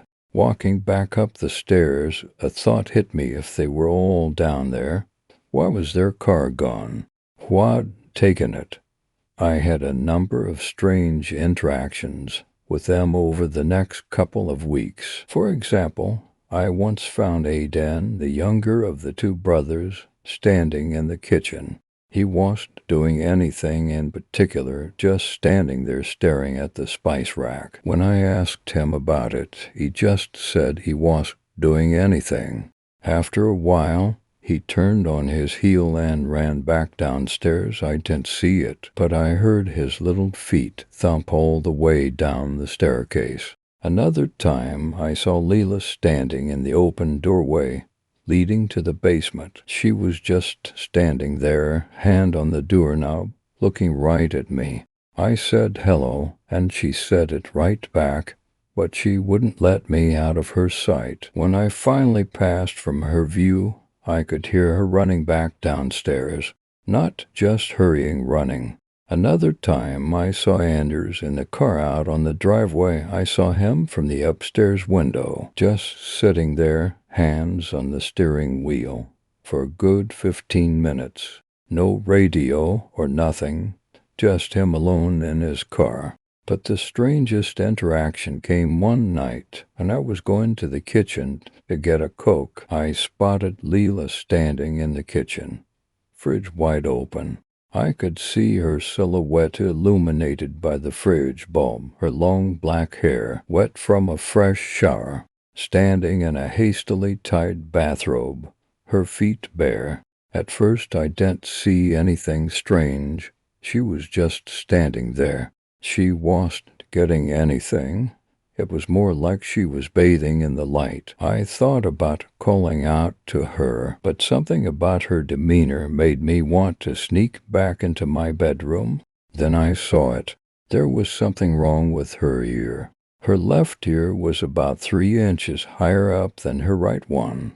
Without her bending her neck, her scalp seemed lightly tilted, and there was something about the way she moved her fingers that didn't look natural. They pointed in different directions, like her hand was ever so slightly fractured. I just stayed there for a while, looking at her from a distance, watching her shoulders rise and fall as she took deep breaths, inhaling the cold. When she turned my way, I only saw her for a moment, her torso moving first, and her legs following, like a stilted claymation puppet. I managed to slip around the corner and heard her rush back towards the basement, her feet tapping against the hallway carpet in an uneven rhythm. When she got to the door, she stopped. I was leaning against the wall, listening from the other room. I heard her step around for a bit, then there was a snap, a popping limb, something finding its way back into a socket. Her steps resumed a natural pattern as she hurried downstairs. I just stayed there for a while, trying to keep calm. For all intents and purposes, I might have just been seeing her in a weird light. It was dark, and I was sleepy, and yet I couldn't shake the feeling that there was something unnatural about her, that I'd seen something I wasn't supposed to. From that day forward, I got more suspicious. I didn't go into the hallway at night, and I did my best to avoid the basement door altogether. I tried my best to just put them out of my head. I went back to focus on getting a job and a second tenant for the upstairs space, both of which proved to be a challenge. But I was making progress. The TSA was hiring, for example. Not the most glamorous job, but it'd be solid work. There was a couple of college students who came by to check the upstairs floor, a young couple who needed a place to stay while they finished up their master's degrees. They seemed like solid people, and we got along just fine. They knew the place wasn't the most glamorous, but it was a neat short-term solution while they finished up the upcoming semester. The only problem was the Walters family, who I had yet to introduce them to. I remember knocking on the basement door, having the young couple standing behind me expectantly. Albin, the oldest of the brothers, chimed in with a cheerful "come in." As we stepped downstairs, the family of four was standing in a picture-perfect two-by-two formation. Mom and Dad in the back, two kids in the front, all dressed in their Sunday best, with a freshly printed smile across their faces. The whole scene was so absurd, like some kind of misplaced commercial from the 1950s. "Hello," giggled Leela. "Aren't they the most handsome couple, Anders?" "They sure are, Leela. What do you think?"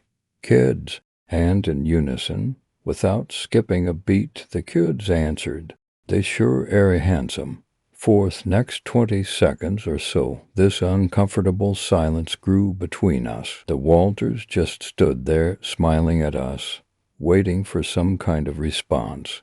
I wanted to say something, but I couldn't help but to feel that I was missing something obvious. Was Leela's eye color a bit different? Was Albin's face a bit lopsided? Was Anders missing a finger, or did he just stand in a weird angle? Maybe they'd been strange all along. Maybe it was only now that I was seeing it. When we finally parted ways, I followed the young couple outside. They both turned to me, their faces ashen. One of them just stuttered, but the other managed to form a few words. "We're not one to judge," she said, "but those people give me the creeps. You won't be seeing much of them. Yeah.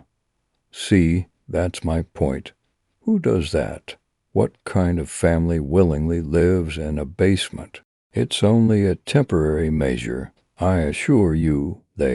By then, the other chimed in. "What's with the boxes?" he asked. "What's in them? Personal keepsakes, clothes, that kind of stuff." "No, I mean the box that moved, the blue one." The discussion died down, and they said their goodbyes. I got the feeling that they wouldn't be returning any time soon. Still, their words lingered in the back of my head. A box that moved. Really, how'd I missed it? After countless sleepless nights, I decided to finally get some answers. I had to take a little risk and figure this out once and for all. So one day I slipped a note under the door informing them that we needed them to clear out the basement for one afternoon while a plumber did some repairs. I looked up a few plumbing things on Wikipedia and referenced a real company, making it look all official and stuff. Later that day, Leela and Anders dropped by, holding hands, telling me that they'd be sure to be out for the day. "Maybe we'll go to the zoo," smiled Anders. "Don't you have work?" I asked. "It comes and goes," he laughed. "We're very fortunate." "Very fortunate," agreed Leela. "So very fortunate."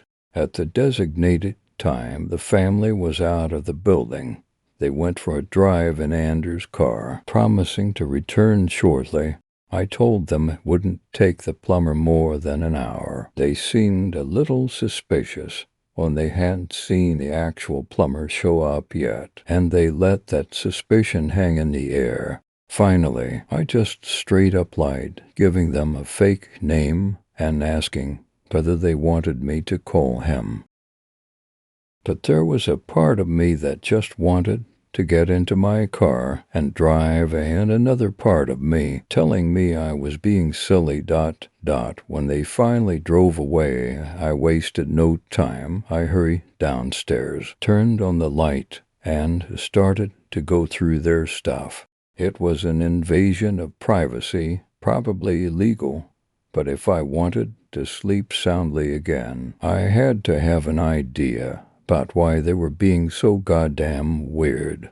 There were a lot of oddities about their space. For example, all their beds were perfectly made like no one slept in them. Most of the couches and surfaces were covered in dust. I could tell the TV hadn't been on in a long time. It wasn't even plugged in. There were no phones or phone chargers, no laptops or desktop computers, just a bunch of boxes and underutilized furniture. I did find a Polaroid camera, though at least 30 years old. I started checking their boxes. Just clothes, it seemed.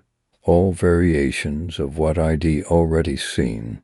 Identical sets of shirts, pants, dresses, and shoes, at least for boxes' worth. One box was just full of accessories, like earrings, necklaces, glasses, hairspray, and fake nails. Another was full of decorations and knickknacks, porcelain dogs, family photos, dried sunflowers and roses, both with strange colors and fancy vases.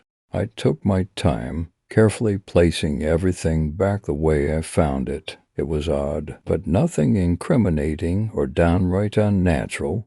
Still, I remember what that couple had said about a box that moved. I couldn't see anything like it.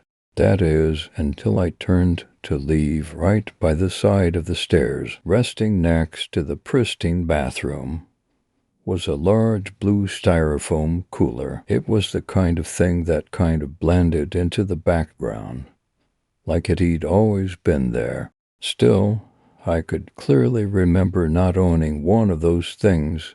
It looked old and torn, like it'd been around for years, and maybe I was imagining things, but it looked like it was moving, pulsing, pressing against the surface, making little plastic squeals.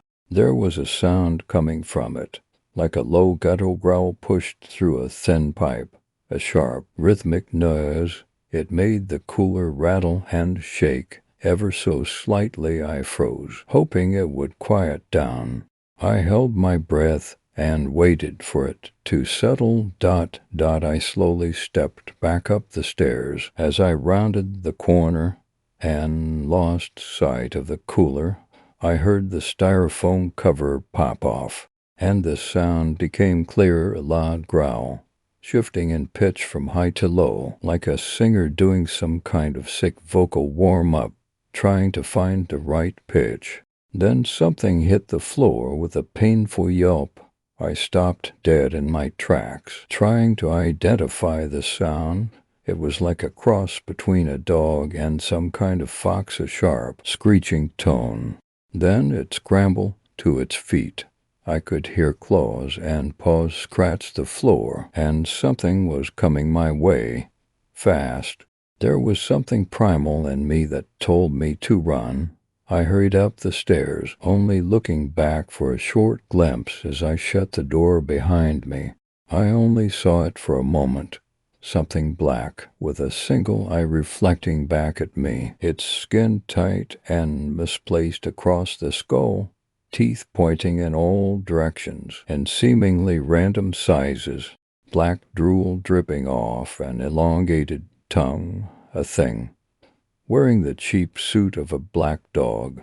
As I slammed the door shut, I could hear a car pull up on the driveway. It'd been less than 30 minutes. Maybe they had planned to catch me in the act. I heard them come in and head straight for the basement. Meanwhile, I was in the other room, throwing together a small bag with a change of clothes and a toothbrush. The moment I heard the basement door shut, I headed for my car. The moment I got in the car, I saw them step out of the house They all stood there in the driveway, just looking at me, and right next to them was a beautiful black Labrador happily wagging its tail.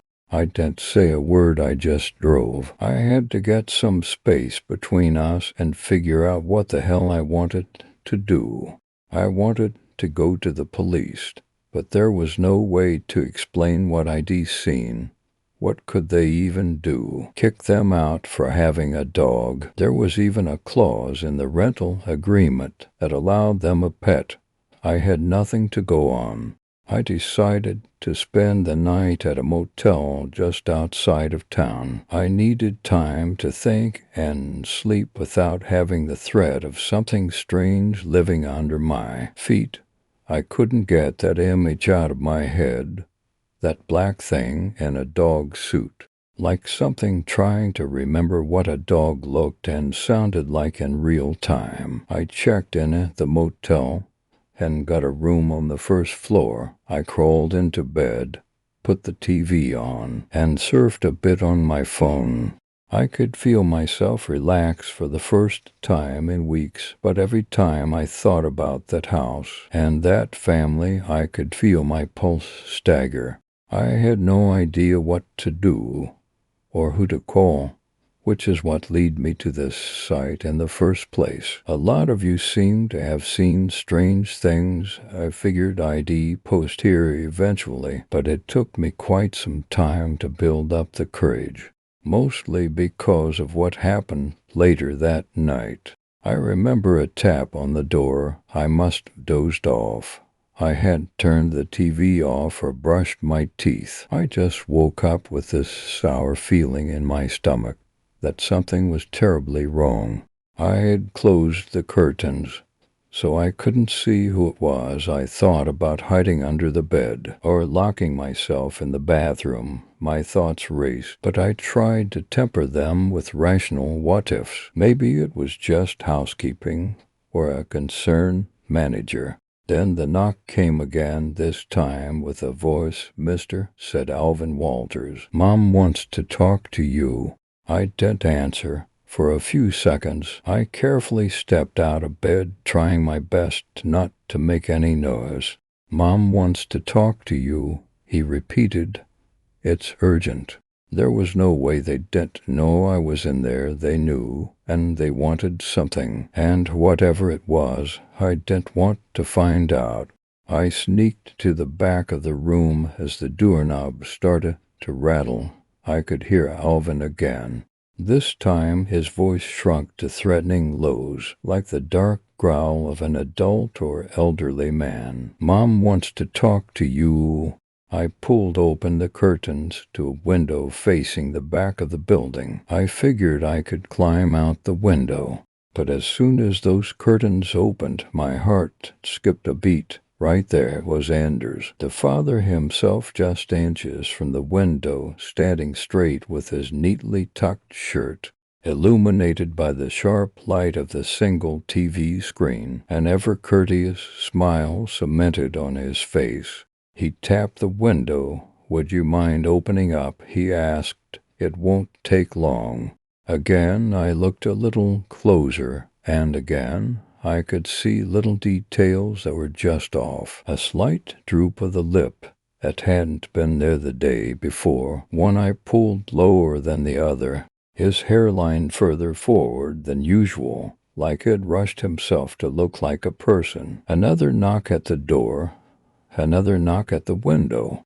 Voices from the front and the back, hell, maybe even room next door. Little voices, big voices, broken voices. "We just want to clear some things up. Mom wants to talk. It's not what you think." I had to make a break for it, but for that I needed to decide where to go. So I pulled the front curtains aside to see how many of them were waiting up front.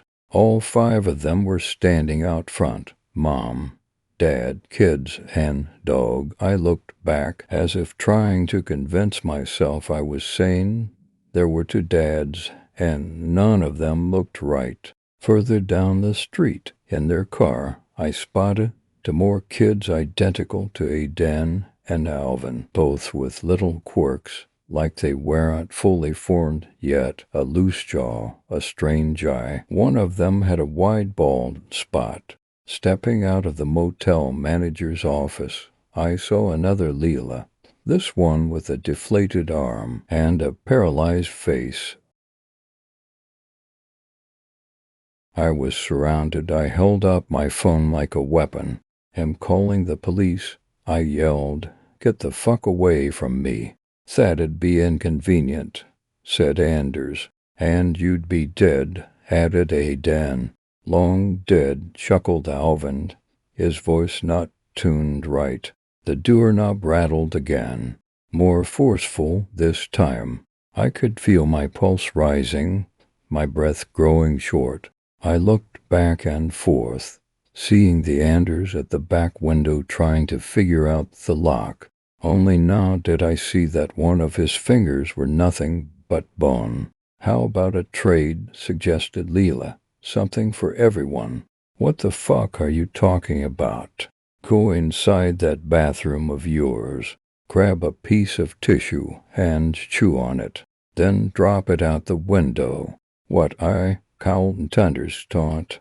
I was shearing. "It's like third swearer, boot didn't make any's me. Wergen anadanus," said Lila. "You will do dodgy ray not fucking wearing me. Oh, well of you alone, and you'll leavusen, because if you don't, penipal thatlikikla granty. Ranthi Anders, oh thayer, Leela, said Anders. Terrible, terrible things. Sothat way. We can now walk way. Universe sane and well of you, babe. I tried to rap madariad. They wearing in a maphesty, like a theta knew it, and with that family, their wold Bissamolian, walking around eater. Something vile, but what choice a dive. Is tepident fefed were fef may mate may. Is gratitude and move tuned. Thefamilla stepic. Is clicked Wi-Fi and to fet. Lila picket is quintwentine and as with an eclenchifties. Check rabbit that a flafen, where entire fakelderk, underneath was stuxed, covering wet loaflidlickle, shoe was licky walliclicks, completely midnick staring. Sefepi shed up a piferiston, etu kukruf was eltons. Butchadjuiced cowl vaulting. She coughed a little dot. She waited, dot. She nodded, dot. And when she looked kedak, shedded so with I wise, speaking with me on tongue. "Thank you," I heard myself say. "I think this Wilfer cack, don't you?" "ICOULDNT," answered dot. "ICOULDNT, think da." I just closed the curtains, comma, and scrambled backwards. I heard a carpulond. I heard rustling anistews, and from afar I called harmy with fialfififks. Well begun bimering, hit said, but were never faway. A card revolve, leg having mine stun tundi. The next morning they wergen, theppa cement was stee, and liven fankianet. Attach a catort with a full of fa hammam, ad twoked sand funnion, on a that look at exactly. Is a v bean conda for teffen teas, knowing what thiektold. By to believe at the fluffer fifchick chick ticked, and I v omitted a laughtaf. Illust need ticken a fisman f of zzzzazana, and if so, how you manage at a pooty? Arethy still ither? Arethy watching how man suits to be? If he wanted a juice tune tis butits getting garter. Every now and then I see some ethelagliacics, and unders with a do for tear, a lilithetsly gliantly, school photos with ineran, boot out of Farron Thercox, and if week sago, a go to cow from Aaron, mentioning Owen Tosmans, on Lythingus inventory. I've a consider Edma Veerings, far away, but first, I just need to Jethus. I need some in a tobel. Their and Nathemia merits. Story 5. The Basement. Since I was little, I've always lived with my grandmother. My mother divorced while I was very little, but remarried shortly after. Due to their financial situation, my grandmother turned her garage into a place for my mom and husband to stay in until they could get on their feet and get a house. There wasn't enough room for either, so I kept staying at Grandma's house. My mom and stepdad got their finances in order and bought a new house. I was already attached to the neighborhood and had a few friends, so I was asked whether I wanted to move with them or not. I chose not to and finished the rest of my schooling living at Grandma's house. I moved out for a while with some acquaintances, but that fell through after about a year. I needed to move again and thought this would be the perfect time to finally live with my mom for a little while and get to know both my mom and stepdad better. Back then I was just dating my wife and planned on getting married as soon as we were able to save up the cash for our wedding. So it wasn't going to be a very long time. We figure it would be quickest if we stayed living with our parents so we could fund the wedding ourselves without incurring any debt in addition to our school loans. My sister had gone away to college, so I was able to crash in her old room in the basement. The basement had a really nice setup. You would walk down the open stairway from upstairs, and to your left was a door that led into the basement. To the right was another door that led to the laundry room with a bathroom, an extra refrigerator, and the door to my room. To the left was the entertainment room and wet bar my stepdad had built. It was a really nice setup with surround sound that I've watched plenty of action movies on when I'd come over to visit. I got my stuff set up on a Friday night. Pretty impressed I was able to get it all moved in a single day. I was pretty beat and quickly fell asleep. The next day, roughly middle to late afternoon, I was coming downstairs to go to my room and play some video games when I stopped at the entrance to the basement. I looked left toward the wet bar where there was an empty space with an old rocking chair. The room was dimly lit by the sunlight pouring in through the basement doorway. The rocking chair didn't move or anything like that, but I just had this eerie feeling that something was over there. I didn't feel as though whatever was there was staring at me. I could just feel a presence in the room. I really didn't like it. I moved through the laundry room and into my room and closed the door. I decided I'm being stupid, played some video games, and forgot all about it. It must have been roughly 1 a.m. when I decided to go to bed. My parents typically stayed up until 3 and 4 a.m., so I could still hear them clicking away on their laptops upstairs, playing casual games together into all hours of the night as I headed to the bathroom outside my room to brush my teeth. My mother noted that it can be pretty hard to wake up in the morning with the door to the laundry room and my room shut, since the sunlight won't pour in. Knowing this, I'd left the laundry room door open. As I walked past the laundry room door that leads out to the entertainment room, I could feel the presence again. It was definitely more pronounced this time. I could feel the hairs standing up on the back of my neck. I quickly moved into the bathroom and shut the door. I finished up my nightly duty and bolted back to my room only a few feet away.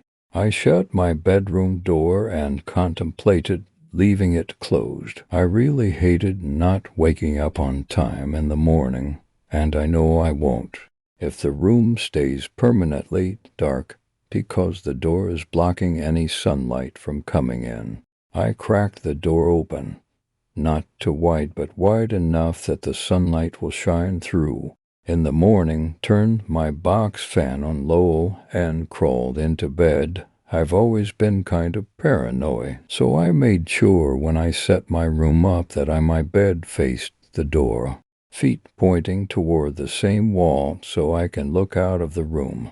I closed my eyes and tried to fall asleep, making sure I was tucked in toward the wall, as far from the door and edge of the bed as possible.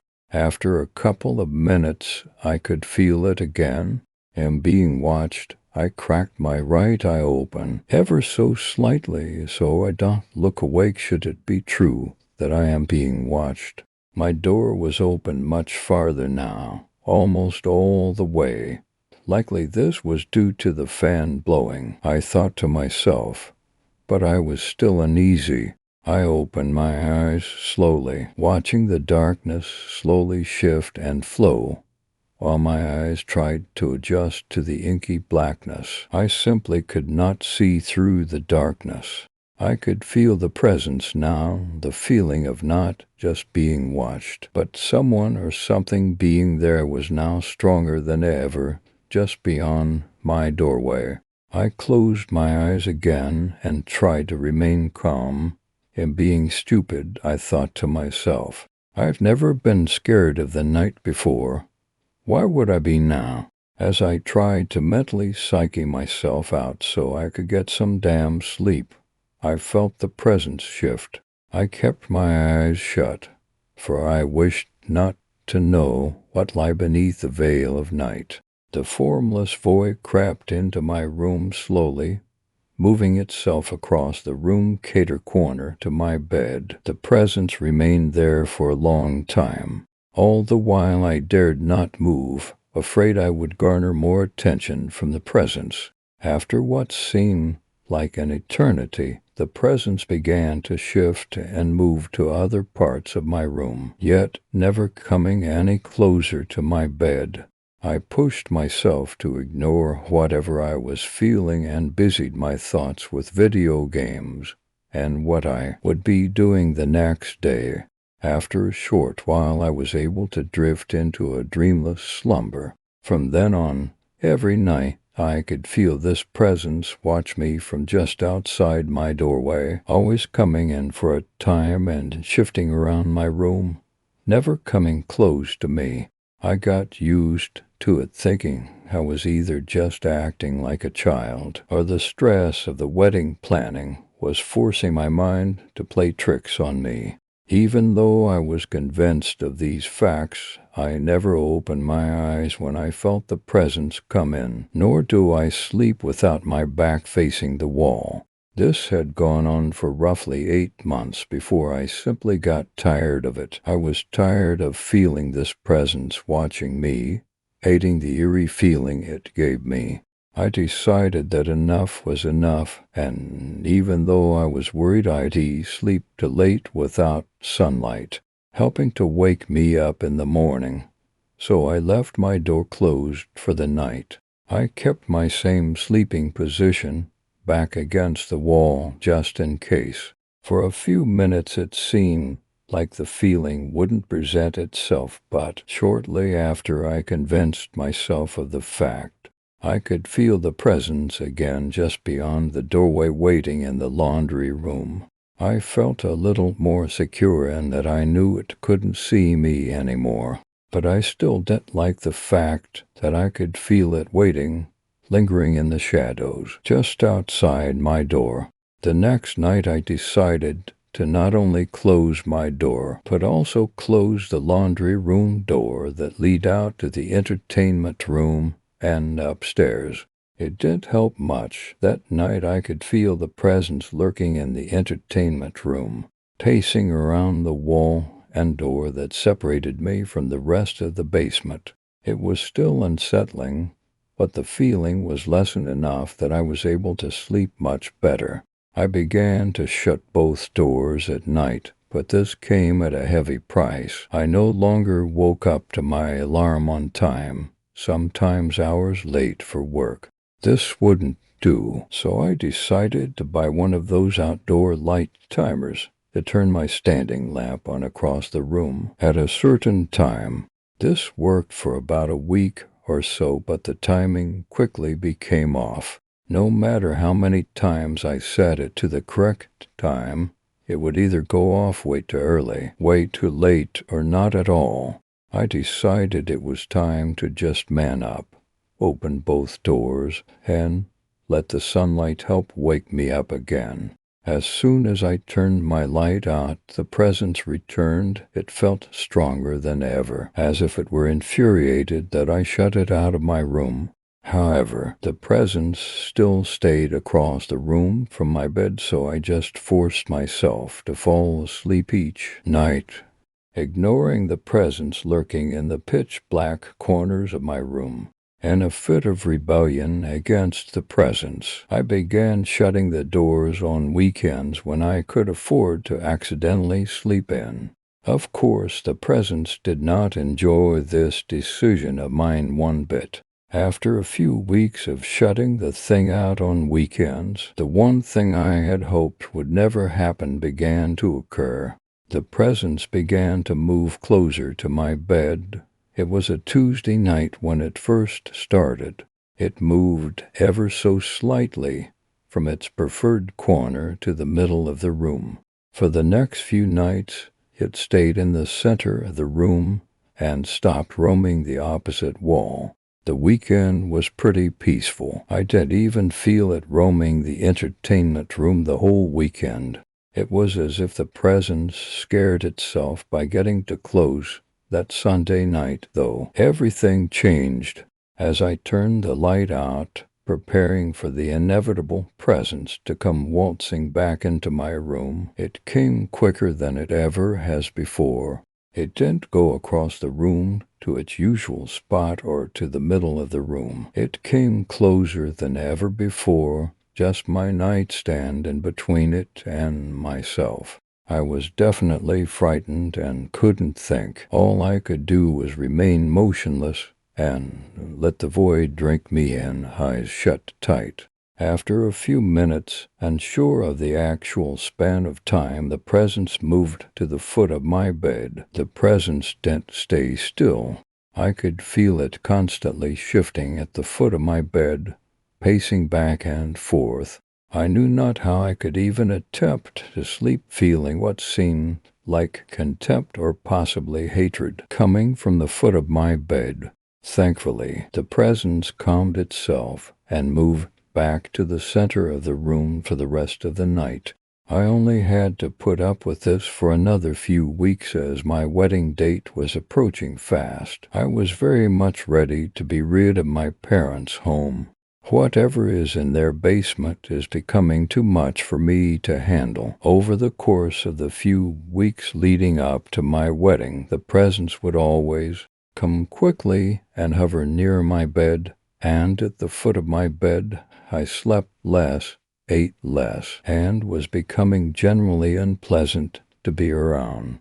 With this presence haunting me, compounding with the stress of the wedding, it was my second to last night being at my mother's house when I decided I wanted to know what was coming into my room. I don't know why it never occurred to me before. I dug through some old stuff of mine from when I was a child my mother had laying around in a closet and grabbed a night light. I plugged that bastard in over by the corner the presence used to hang out at. Now I'd be able to see, even if it was only a little bit, what was entering my room. I also wondered if it even would enter due to the fact a light was on, but with this nightmare almost over, I was feeling braver than ever. It was about 2 a.m. when I decided to go to sleep, so I plugged the night light in and hesitated at opening my door. There was no going back from this. Once I turn my light out, either that presence will rush in or it won't, choosing to shy away from the night light. I breathed deeply, opened both doors, and darted for my bed. I again hesitated turning my light out. I still had a chance to back out. I didn't have to work the next morning because it was the day before the wedding. I could still close both doors and sleep soundly. I mulled over this thought for a minute or two and ultimately decided that if I didn't do it now, I'd never know. I turned the light out and for the first time kept my eyes open while drawing the covers up around me as close as possible. I couldn't see yet as my eyes had not adjusted to the dim lighting. I could already feel the presence outside my doorway, waiting in the laundry room. My eyes began to cut through the shadows, and I could see the boy had a shape. It was squat, set low to the ground, but I couldn't see a full outline of the thing. I was terrified, never actually believing something would actually be there. I didn't budge and just stared at the thing, obscured by the darkness of the laundry room. I couldn't help myself and closed my eyes tight. I debated whether I'd open them or not for a good long while, but I knew for sure I wasn't going to move a muscle. I decided to peek again, and what I saw still chills me to my core this day. The squat creature I could now see was actually just crouched down with its hands placed on the floor between its feet. Sitting in the middle of my room, I looked directly into its wide and blinking eyes, completely horrified that my mother was crouched on the floor staring intently at me, her head cocked to the side with a tiny grin on her face. Her curly, dark blonde hair was disheveled and all over the place. Had this been going on for over a year, my mother staring creepily at me while I slept? Did she do this to my sister? Was she possessed? A million questions raced through my mind in the span of seconds, but as quickly as I discovered it had been my mother, watching me the entire time, she began to move out of the room. She slowly shifted her hands and feet, keeping them close to the floor, moving sideways to keep staring at me with her insane glare. She paused again at my doorway for the longest minute in my life and then vanished into the darkness of the laundry room. I couldn't feel her creepy stare coming from the laundry room. She must have moved on back to the entertainment room or straight back upstairs. I really hoped it was back upstairs, but I wasn't brave enough to find out yet. If my mom was crazy or something, I'd rather not provoke her. Who knows what she would do in that state of mind? I checked the time on my phone, and it had been over an hour since she left my room and I'd stopped feeling her presence. I clicked my light on and sat up in bed. I thought maybe it'd be best to at least check on her, see if she did make it back to bed. Or not. That's how you die in horror movies, I thought. I could see into the laundry room and knew she wasn't hiding in there, so I thought it best to at least close the doors. She never bothered to open them before. I got up and slowly made my way over to the laundry room door, not thinking about it. I glanced out into the entertainment room and could see my mother, crouched in the same position on the far side of the room by the rocking chair, staring intently at me in the doorway. She kept tilting her head back and forth slowly, never breaking eye contact. I froze, a brand new wave of terror keeping me bolted to the floor. My mother began to shuffle toward me, tilting her head back and forth all while, her smile now wide and seemingly menacing.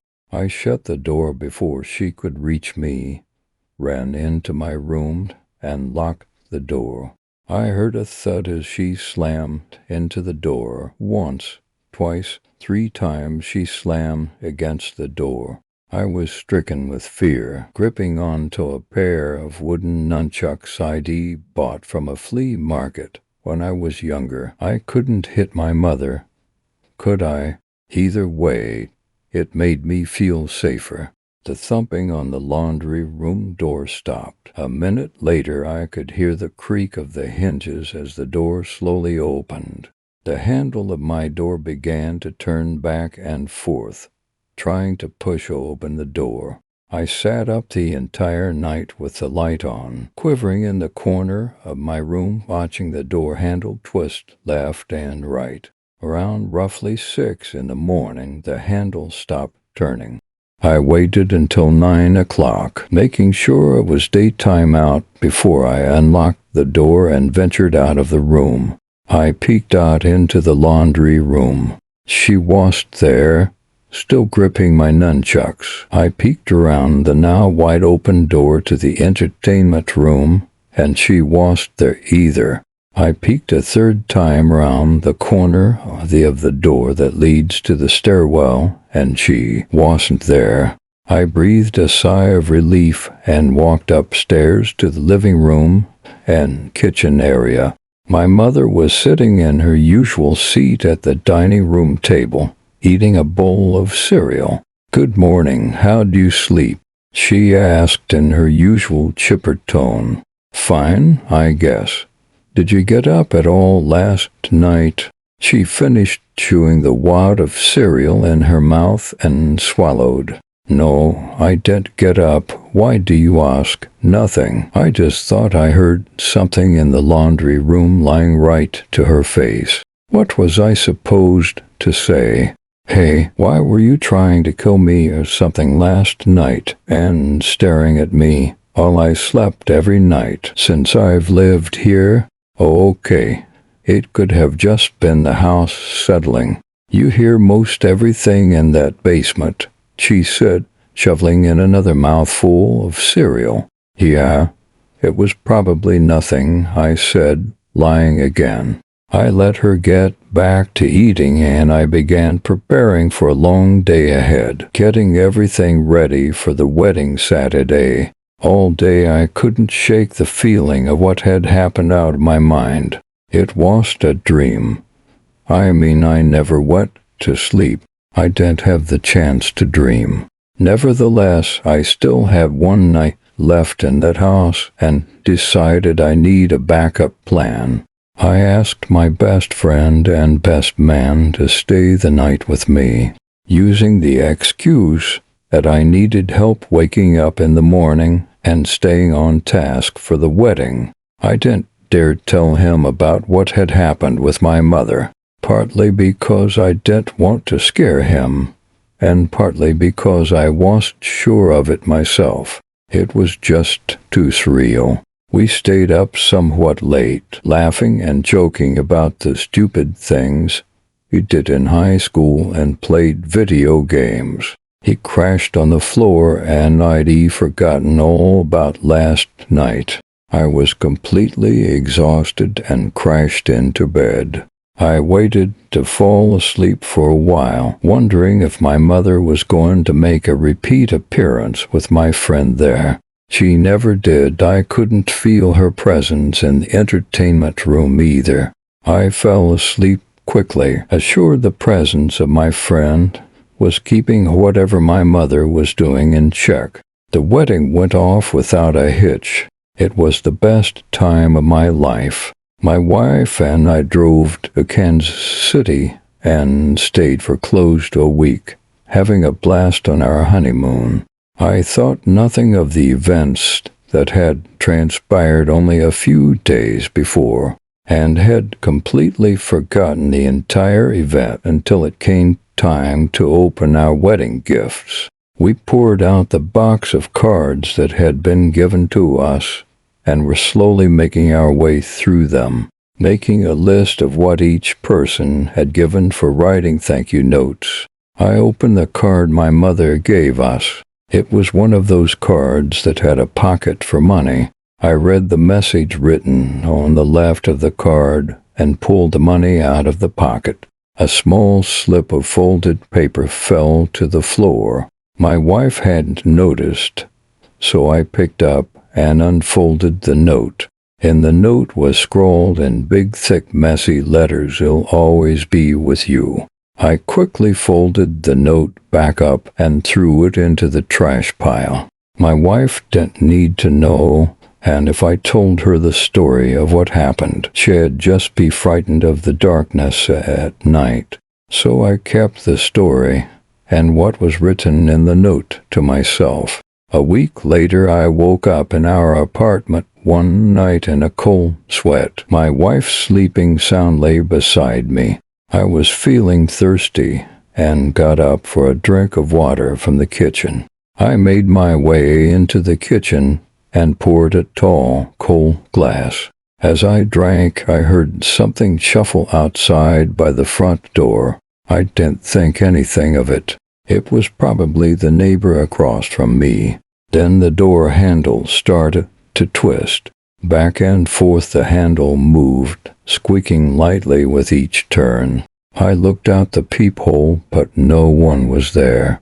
I closed the peephole and grabbed the handle to keep it from turning. I could feel the pressure of someone trying to twist the handle back and forth on the other side of the door. After a moment, they stopped trying to turn the handle. I looked out the peephole again and saw my mother, crouched low to the ground, staring at me with wide, unblinking eyes and that menacing grin.